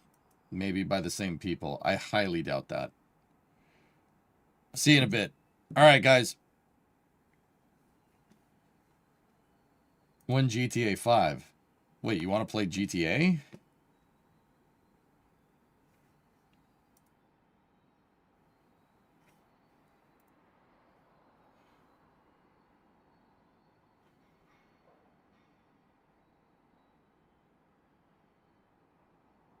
Maybe on Friday. I'll think about it. Regular GTA 16 race playlist. Do we have the playlist still? Do we have it predominant? If we have it, we'll play on Friday after Flame Trench. I'm not kidding. Have you played The Last Caretaker? I have not, Crustacean.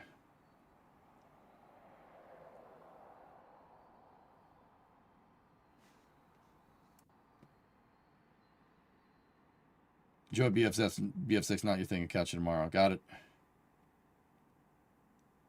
You still have the stream race playlists. Okay. Okay. All right. All right, guys. That's going to do it for Space News. Yeah, that's GTA Online. Yeah. Yeah. Wonder how many decertified cockpit components are available out there. I'm sure you could find it, Aqualex. I'm sure you could. All right. Stand by for a lost signal. That's going to do it for Space News. I will be right back. I'm going to jog the VOD over on YouTube, start and stop a new VOD, and we will start the late night Flick Fest. No rage, right? No rage. I'll be back in a second.